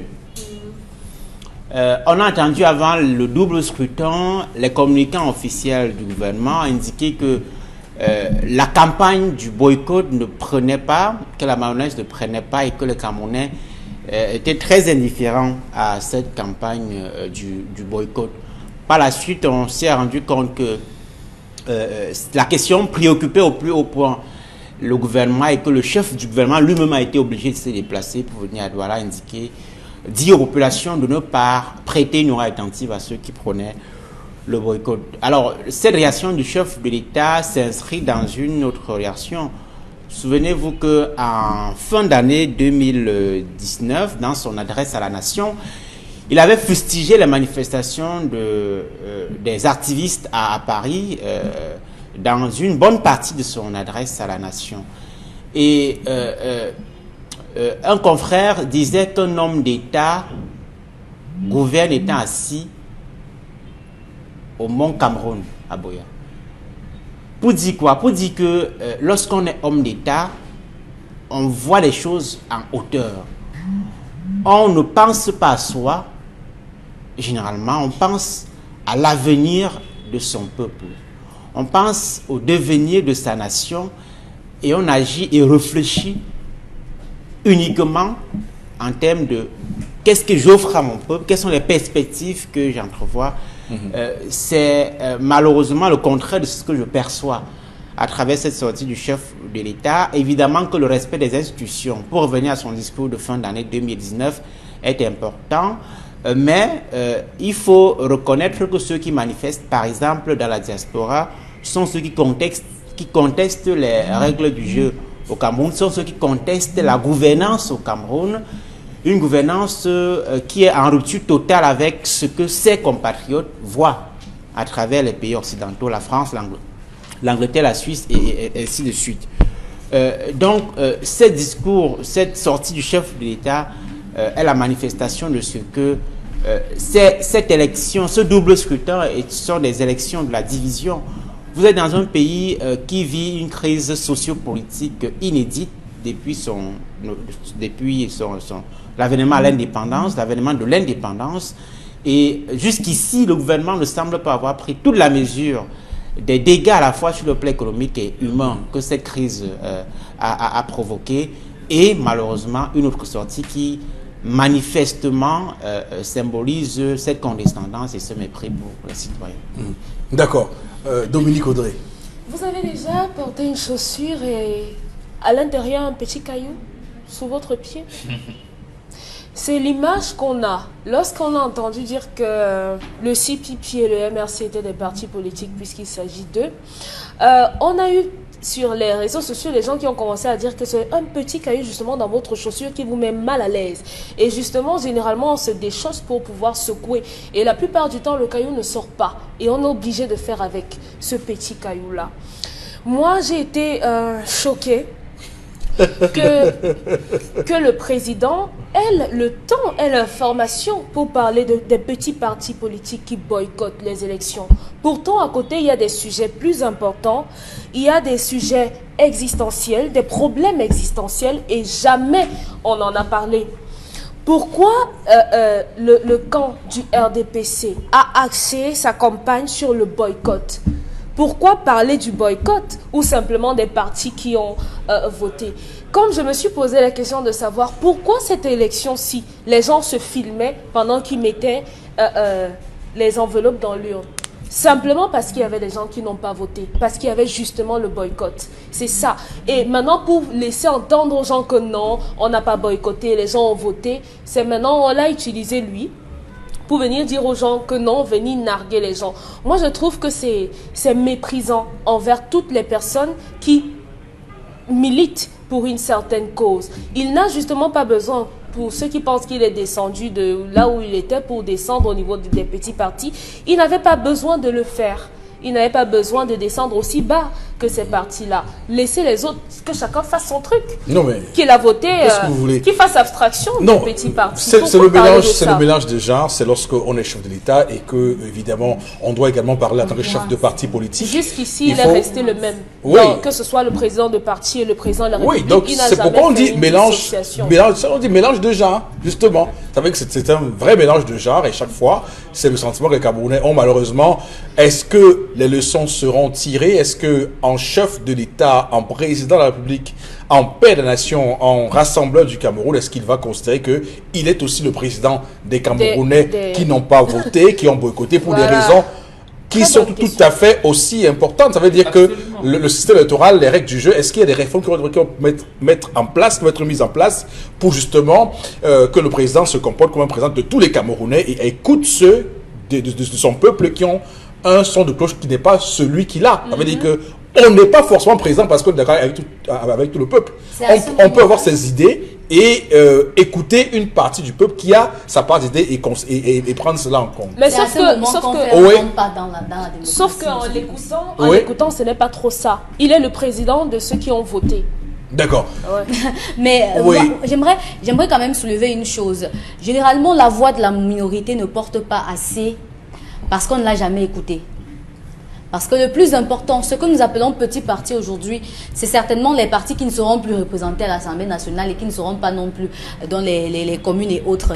Mais est-ce que après tout cela, les problèmes des Camerounais seront résolus? Si les problèmes des Camerounais seront résolus, tant mieux. Accepter être petit parti politique, c'est pas un problème.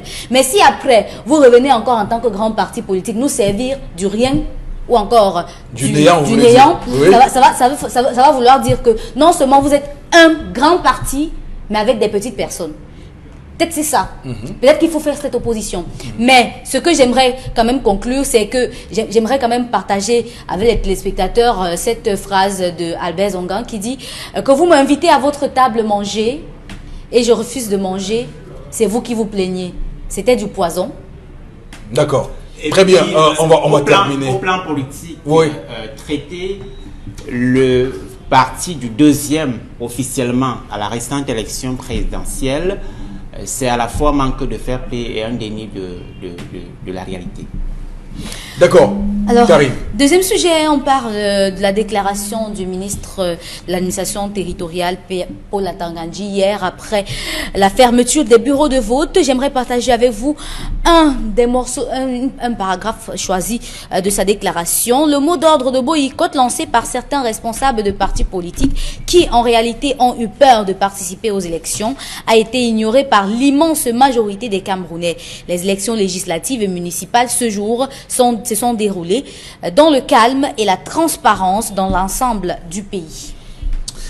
Alors, bon, Bengal, que dire des propos de Paul Atangandji?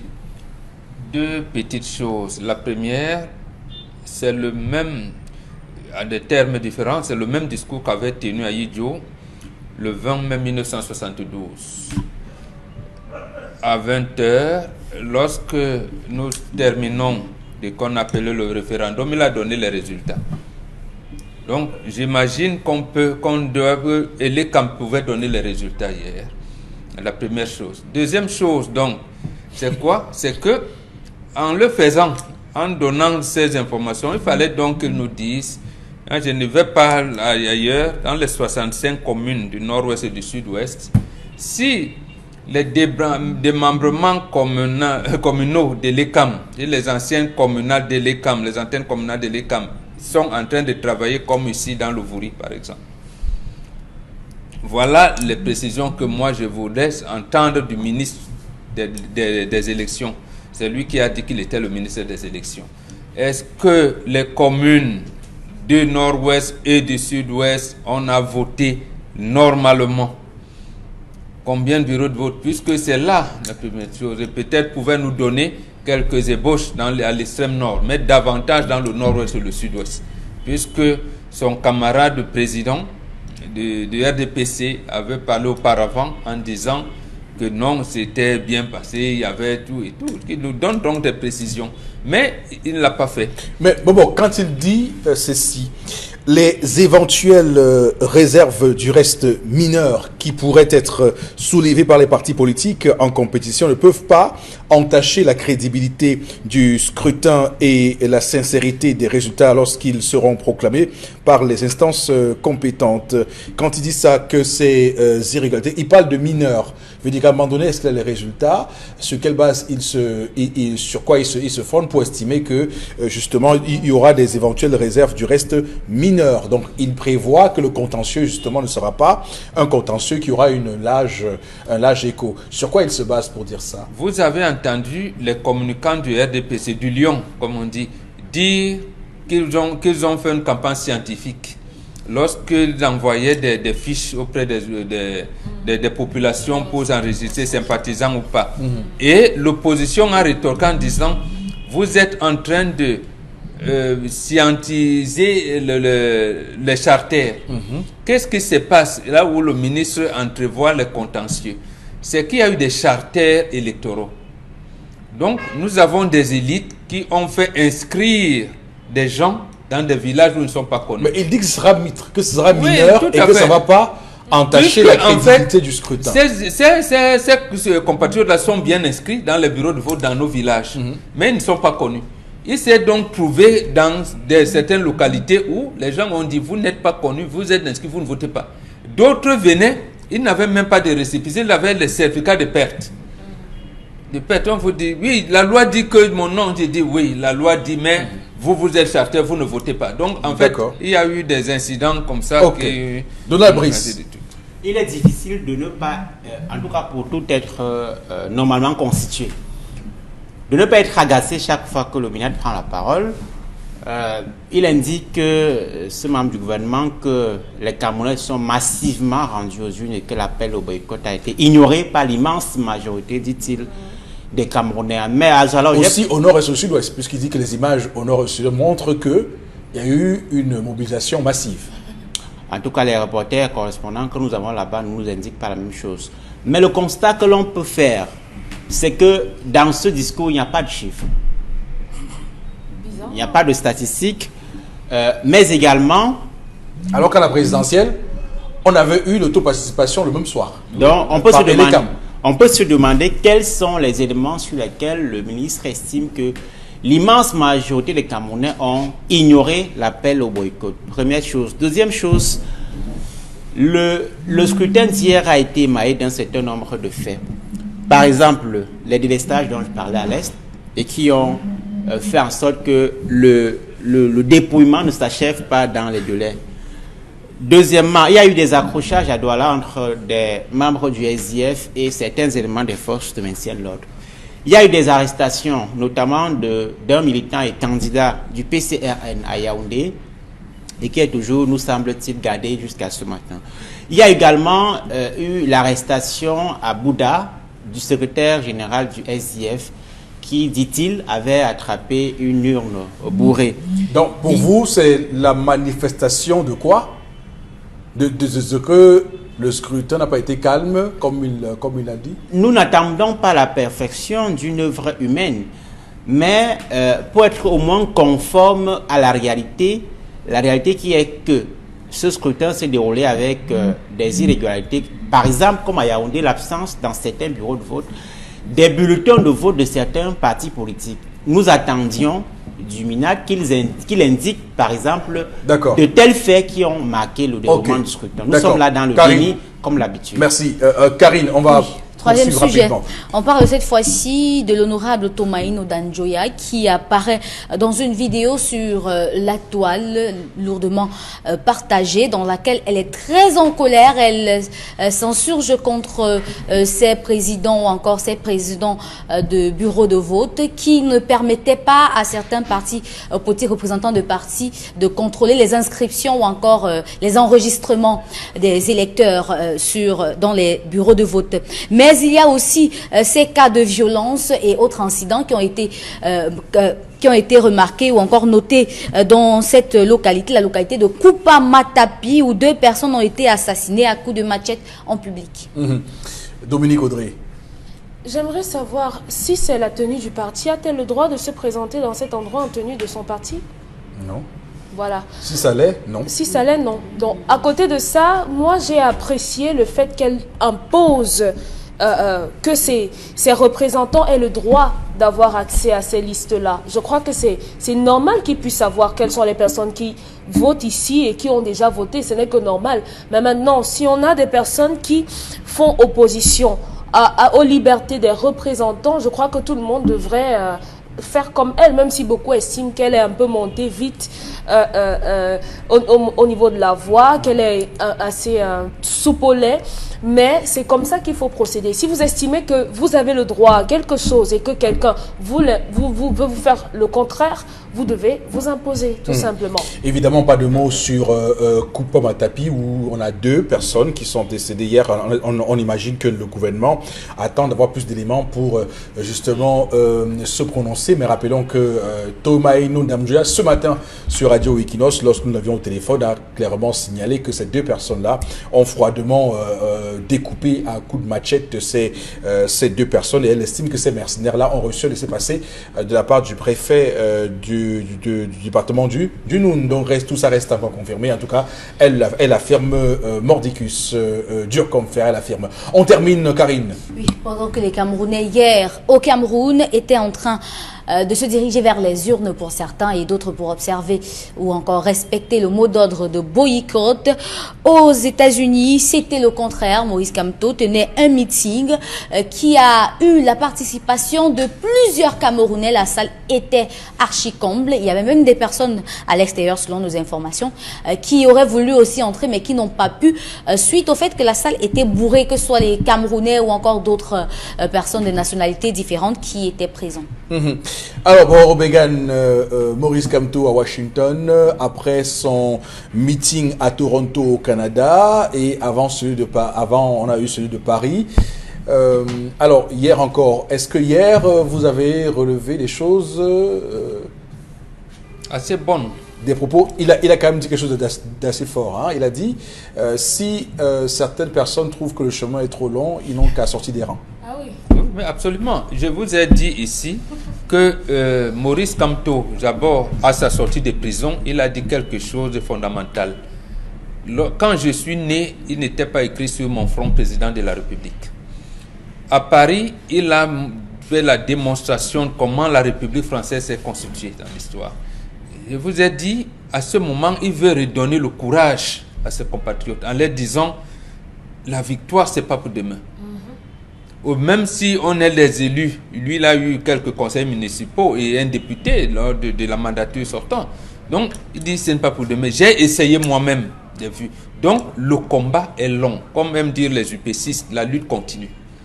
Je peux ne pas être là demain. C'est possible que je ne sois plus demain.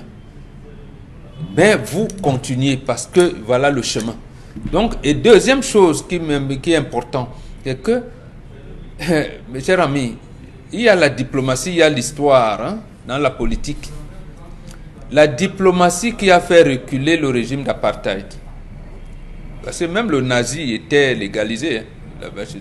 L'apartheid était légalisé en Afrique du Sud. Et même l'esclavage était légalisé. Donc, il faudrait que lorsque vous avez des amis, parce que le Cameroun a des pays amis, il faut bien interpeller ses amis. Et je pense que le président de la République sera contraint de se résoudre à cela par rapport même à ce qu'a dit le roi de Sultan de Bombonjoya à l'ouverture de grand dialogue national. On sera obligé de modifier la loi électorale, même ceux qui sont élus aujourd'hui et lui-même hier, le président de la République, pourvu qu'on en profite, pour qu'on soit dans un environnement assez, j'allais dire, assez potable. D'accord. Ok, merci. On va s'arrêter là pour cette revue des réseaux sociaux. On bascule au plateau BV Constilamine pour ce début de semaine. Nous sommes le 10 février 2020. Constilamine, bonjour. Oui, bonjour Eric, bonjour à tous les téléspectateurs de cette émission et bonne fête de la jeunesse par anticipation à tous les jeunes qui nous regardent en ce moment et surtout à tous les clients du concept Salaka et à ces clients en cette belle journée du 10 février 2020. Il faut rappeler que le magasin Milan Tapi est ouvert depuis 9h et sera fermé à 18h30 et dans le cadre de cette belle journée commerciale, tous ceux qui vont faire les achats aujourd'hui au magasin Milan Tapi vont recevoir un morceau de savon de 400 grammes gratuitement du côté bien sûr du magasin 1001 Tapi. Donc pour tous ceux qui vont faire les achats aujourd'hui au magasin 1001 Tapi, vous allez recevoir un morceau de savon de 400 grammes gratuitement. Nous allons tout de suite commencer la vente de ce matin, bel et bien par les correcteurs de posture. Oui, les correcteurs de posture qui sont donc les correcteurs de posture d'origine américaine. La marque c'est Lifecore.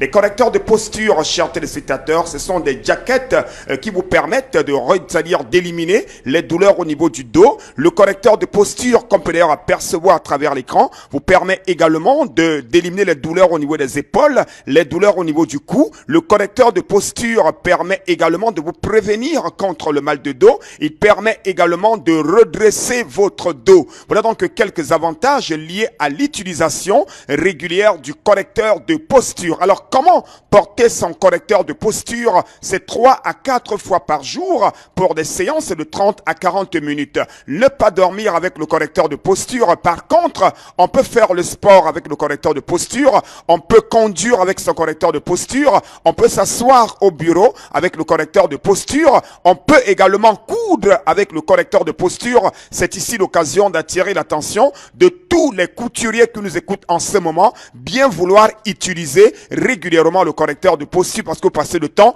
assis derrière votre machine à coudre. Alors revenons directement pour ce qui est du prix du correcteur de posture. Le prix n'a pas changé. Il est bel et bien de 10 000 francs. Prix de promotion de votre correcteur de posture. C'est 10 000 francs, votre correcteur de posture, quelle que soit la couleur, quelle que soit la taille. Et parlant bien sûr des couleurs, il y a la couleur noire et la couleur blanche.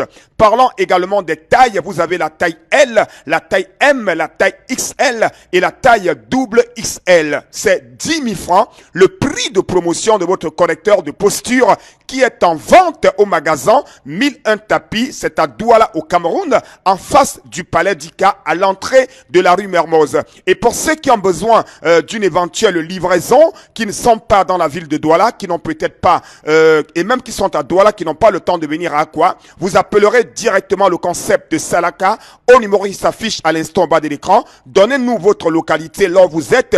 On va se déplacer et on viendra vous livrer sur place. Il faut rappeler à tous les clients, vous payez uniquement les frais de transport. Oui, je dis bien, quel que soit l'endroit où vous êtes, le prix est le même, 10 000 francs, le prix du correcteur de posture. Le client paye uniquement les frais de transport pour la livraison. C'était donc là une présentation commerciale ce lundi 10 février du correcteur de posture que je conseille bel et bien à tous les téléspectateurs qui nous regardent en ce moment. Que vous soyez jeune, que vous soyez plus jeune, que vous soyez quelqu'un de très âgé, je vous conseille bel et bien le correcteur de posture, encore appelé Correcta de Posta. Yes, any man must get a Correcta de Posta. Et n'oubliez pas, tous ceux qui vont commander aujourd'hui vont recevoir gratuitement un morceau de savon de 400 grammes.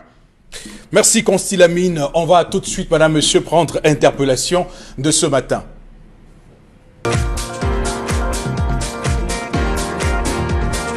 En fait, pour vous revenir à ce qui se passe actuellement dans le contexte camerounais, je pense qu'il est très important, voire capital, de nos jours de demander aux jeunes d'entreprendre. Parce que c'est le secteur, c'est un peu compliqué de nos jours avec le taux de chômage qui est élevé, de trouver des jeunes qui sortent après leur formation dans les centres de formation professionnelle dans les universités et n'arrivent pas à trouver directement du travail et passent tout leur temps à chômer. Et pourtant, les parents ont pris de l'argent et investi sur eux. Donc, de nos jours, je pense qu'il est très important de demander aux jeunes à entreprendre. Et cela devrait commencer dès le secondaire. Parce que avec ce système, ça mettra en place ça poussera des jeunes à créer des entreprises et par conséquent, le taux de chômage diminuera dans le marché, sur le marché camerounais.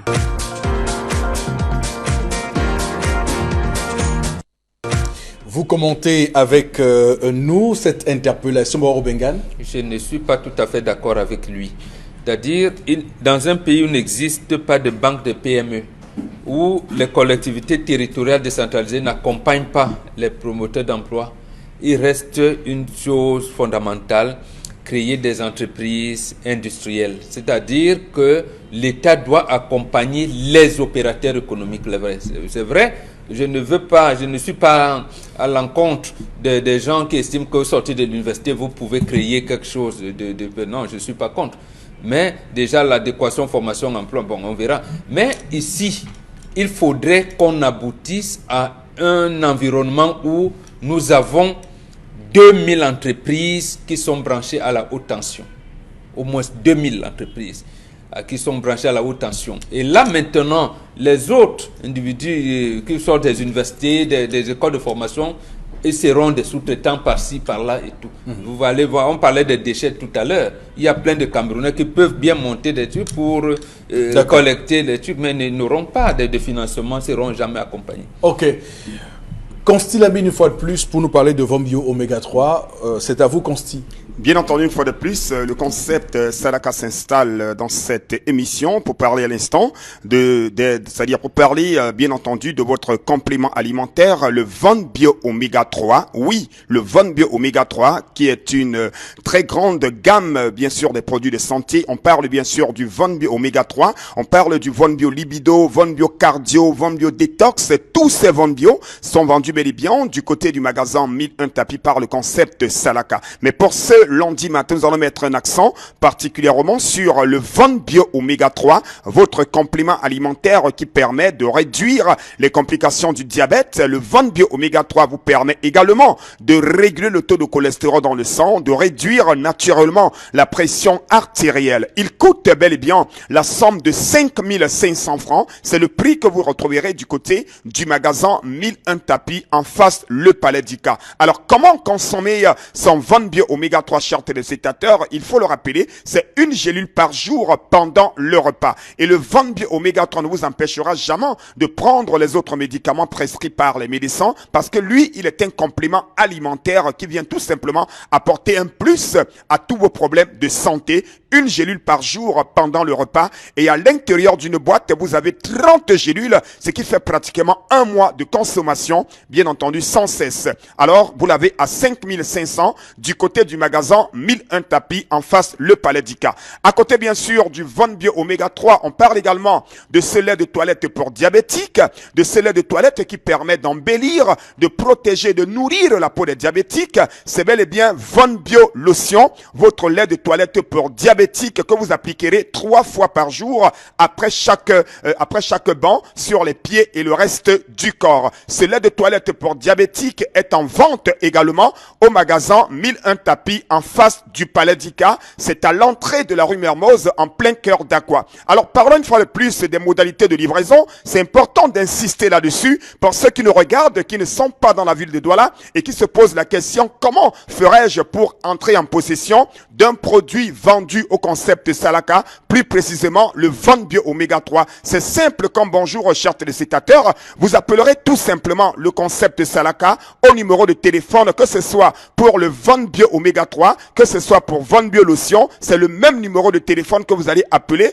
Vous donnez votre localisation. Nous allons nous charger, bien entendu, d'assurer la livraison de votre commande. Nous livrons dans tout le Cameroun et dans certains pays africains. Et également, en parlant donc des pays africains, c'est l'occasion d'attirer l'attention de ceux qui nous regardent du côté de la Côte d'Ivoire, du côté du Bénin, du côté du Gabon et qui veulent représenter les produits vendus par le concept Salaka. Vous appellerez tout simplement le concept Salaka et ensemble, nous allons mettre une plateforme de partenariat qui vous permettra de représenter nos produits dans vos pays, c'est-à-dire dans vos différents pays. Alors, nous allons tout de suite conclure cette vente de ce matin par la présentation, une fois de plus, de cette pommade contre les hémorroïdes. Vous connaissez ceux qui en souffrent, vous souffrez des hémorroïdes depuis plusieurs années. Le concept Salaka vous permet d'avoir une pommade contre les hémorroïdes que voici. Cette pommade est en vente au magasin 1001 tapis. Alors, comment l'avoir? Appelez tout simplement le concept Salaka. Vous aurez toutes les informations, que ce soit le prix, le mode, c'est-à-dire la manière de l'utiliser. Appelez directement le concept Salaka et commandez votre pommade contre les hémorroïdes. Comme les correcteurs de posture, ceux qui vont commander, que ce soit la pommade contre les hémorroïdes, que ce soit Vombio Oméga 3 ou Vombio Lotion, vous allez recevoir aujourd'hui, uniquement pour aujourd'hui, parce que c'est un jour qui annonce une fête demain, vous allez recevoir un morceau de savon de 400 grammes. Donc c'est valable pour tous les clients qui vont commander un article aujourd'hui au concept Salaka. Que vous soyez hors de la ville de Douala, lors de votre livraison, vous allez recevoir un morceau de savon de 400 grammes. Merci Consti Lamine. On va lire quelques messages avant de repartir de ce studio. Karine. Que les filles arrêtent de faire le vieux en reste, car cela ne garantit en rien un mariage futur. Pour moi, il n'y a pas de mariage à l'essai. Tu as besoin d'une compagne, épouse-la. Cette fille, c'est le genre qui, en partant chez cet homme, a soit désobéi à sa famille, soit elle se moque d'autres filles qui sont soit plus âgées qu'elle. Voilà la véritable raison pour laquelle elle a honte de retourner chez ses parents et préfère être le tam-tam d'un idiot et une marchandise et une machine à faire des enfants enfants au point où elle veut une autre chambre dehors et que le monsieur cherche une autre femme. Une femme doit être d'abord indépendante financièrement pour éviter ce genre de choses, qu'elle parte de là très vite. Ça, c'est Passy de Francis qui a écrit ce message. Qu'est-ce qui... Non, vous venez avec... Non, vous venez avec des histoires, on les commente sans état d'âme. Non, mais je vous dis, vous voulez qu'on caresse les histoires? Oui, quand vous venez avec les histoires ici, ceux qui nous écrivent doivent être prêts à entendre des choses qu'ils n'entendent pas souvent. Donc, c'est aussi simple que ça, et il faut le dire pour que ça puisse construire cette... C'est comme cette affaire d'élection. Il faut bien voir que tout ça a un lien, hein. Les rapports que nous avons, c'est pourquoi cette émission a ce mélange-là. Vous voyez très bien que depuis hier, on a, on va dire quoi, une succession de personnes qui essayent d'expliquer l'inexplicable. Et pourtant, on fait le constat tous que l'engouement qu'il y a eu... Je rappelle qu'en 2013, par exemple, le taux de participation était 76%. Donc, on est clairement là en route pour inverser plutôt. Que ça soit plutôt le taux d'abstention, ce 76% qui était le taux de participation. Souvenez-vous, en 2018 à la présidentielle, 58%. Donc, quand on évoque la question, c'est pas que nous voulons ici créer, c'est que on doit prendre des résolutions pour trouver des solutions à ce que les Camerounais demandent. Une démocratie où les règles du jeu seraient respectées, où l'administration ne ferait plus ce qu'elle continue à faire et qu'on va laisser tout le monde faire ce qu'il a à faire. En tout cas, mes amis et frères qui sont dans le nord-ouest et le sud-ouest m'ont donné les comptes rendus en temps réel. Ça, c'est Camus Tienche qui a écrit. Voilà, tout à fait. Donna, j'ai quand même envie de vous entendre sur le boycott. Vous avez le sentiment que ça a été respecté, le mot d'ordre de boycott a été respecté? Bon, écoutez, c'était une élection particulière. Il y a 3 éléments au moins qui expliquent le fort taux d'abstention. D'abord, au plan historique, de façon habituelle, les Camerounais ne s'intéressent pas beaucoup à la chose politique, même si la tendance est à l'inverse depuis la présidentielle.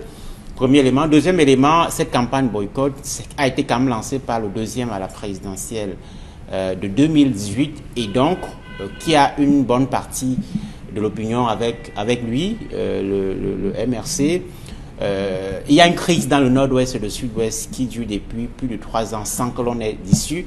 Même par transfert de solidarité, beaucoup de nos compatriotes d'expression anglaise se sont dit à quoi bon aller aux urnes alors que il y a des morts qui s'amoncellent sans que l'on trouve des solutions. Donc ces éléments-là mis ensemble, évidemment, ont contribué à gonfler le taux de non-participation. Donc ça veut dire que ce boycott a entériné le fait que la crise anglophone est loin d'être résolue. Absolument. Voilà, donc au moins qu'on soit clair, parce qu'après, vous savez que jusqu'ici, les récents discours que nous écoutions, c'était que la crise anglophone s'est terminée, voilà, il ne reste plus que quelques poches de résistance, et que voilà, tout ça va être maté rapidement, hein, et que voilà. Moi, j'ai peur d'une chose, il y a un élément qui viendra perturber ou fausser le taux de participation, le déploiement des forces de sécurité dans le nord-ouest et le sud-ouest. Oui. Vous savez, quand ces compatriotes sont en détachement, ils vont voter. Est-ce que leur vote dans des lieux où ils ont été détachés ne pourra pas être assimilé à la participation des populations de la zone? Voilà mon inquiétude. Mais ils ont fait ça à la présidentielle aussi. Oui. Donc, mais sauf que c'est pour ça que l'ECAM va encore nous jongler, comme l'a fait le 9 décembre. Au lieu de donner la liste des candidats, là, donner la liste des partis politiques. Donc, je rappelle, d'ailleurs, c'est quand même terrible. Je rappelle que c'est une donnée qu'il faut prendre en compte. Le soir du 9 octobre 2018, du 7 octobre 2018, pardon, il y avait le taux de participation. Et les CAM avaient donné le même soir le chiffre de la participation. Nous sommes ce matin, on n'a pas encore vent de tout cela. Donc, on a massivement. Voilà. Ne soyez pas surpris que ce taux de participation également soit gonflé à souhait pour montrer aux yeux de l'opinion que la campagne de boycott n'a pas porté de fruits. C'est comme ça que j'attends. C'est-à-dire que les militaires qui sont en détachement, on va vous dire que tel bureau de vote, ils étaient 248. il y avait 190 participants. Voilà, on va faire Sauf des que la choses comme ça. révolution Facebook aujourd'hui nous permet de voir que là où il y a par exemple 300 inscrits, on a 32 qui ont voté. Donc même s'ils penseront qu'ils auront gonflé, ils ne pourront pas nous tromper. D'accord. Ils ne vont pas effacer ce qu'on a dans notre. Merci. On va s'arrêter là pour ce matin, madame, monsieur, tout en vous donnant rendez-vous. Demain, nous reviendrons ici, nous parlerons sûrement de ce qu'a dit le président de la République à la jeunesse camerounaise à travers son traditionnel discours à cette jeunesse camerounaise cette année encore. Madame, monsieur, passez une belle journée de férié chez vous, où vous êtes, n'importe où vous nous regardez. Donc, que Dieu bénisse le Cameroun et sa jeunesse.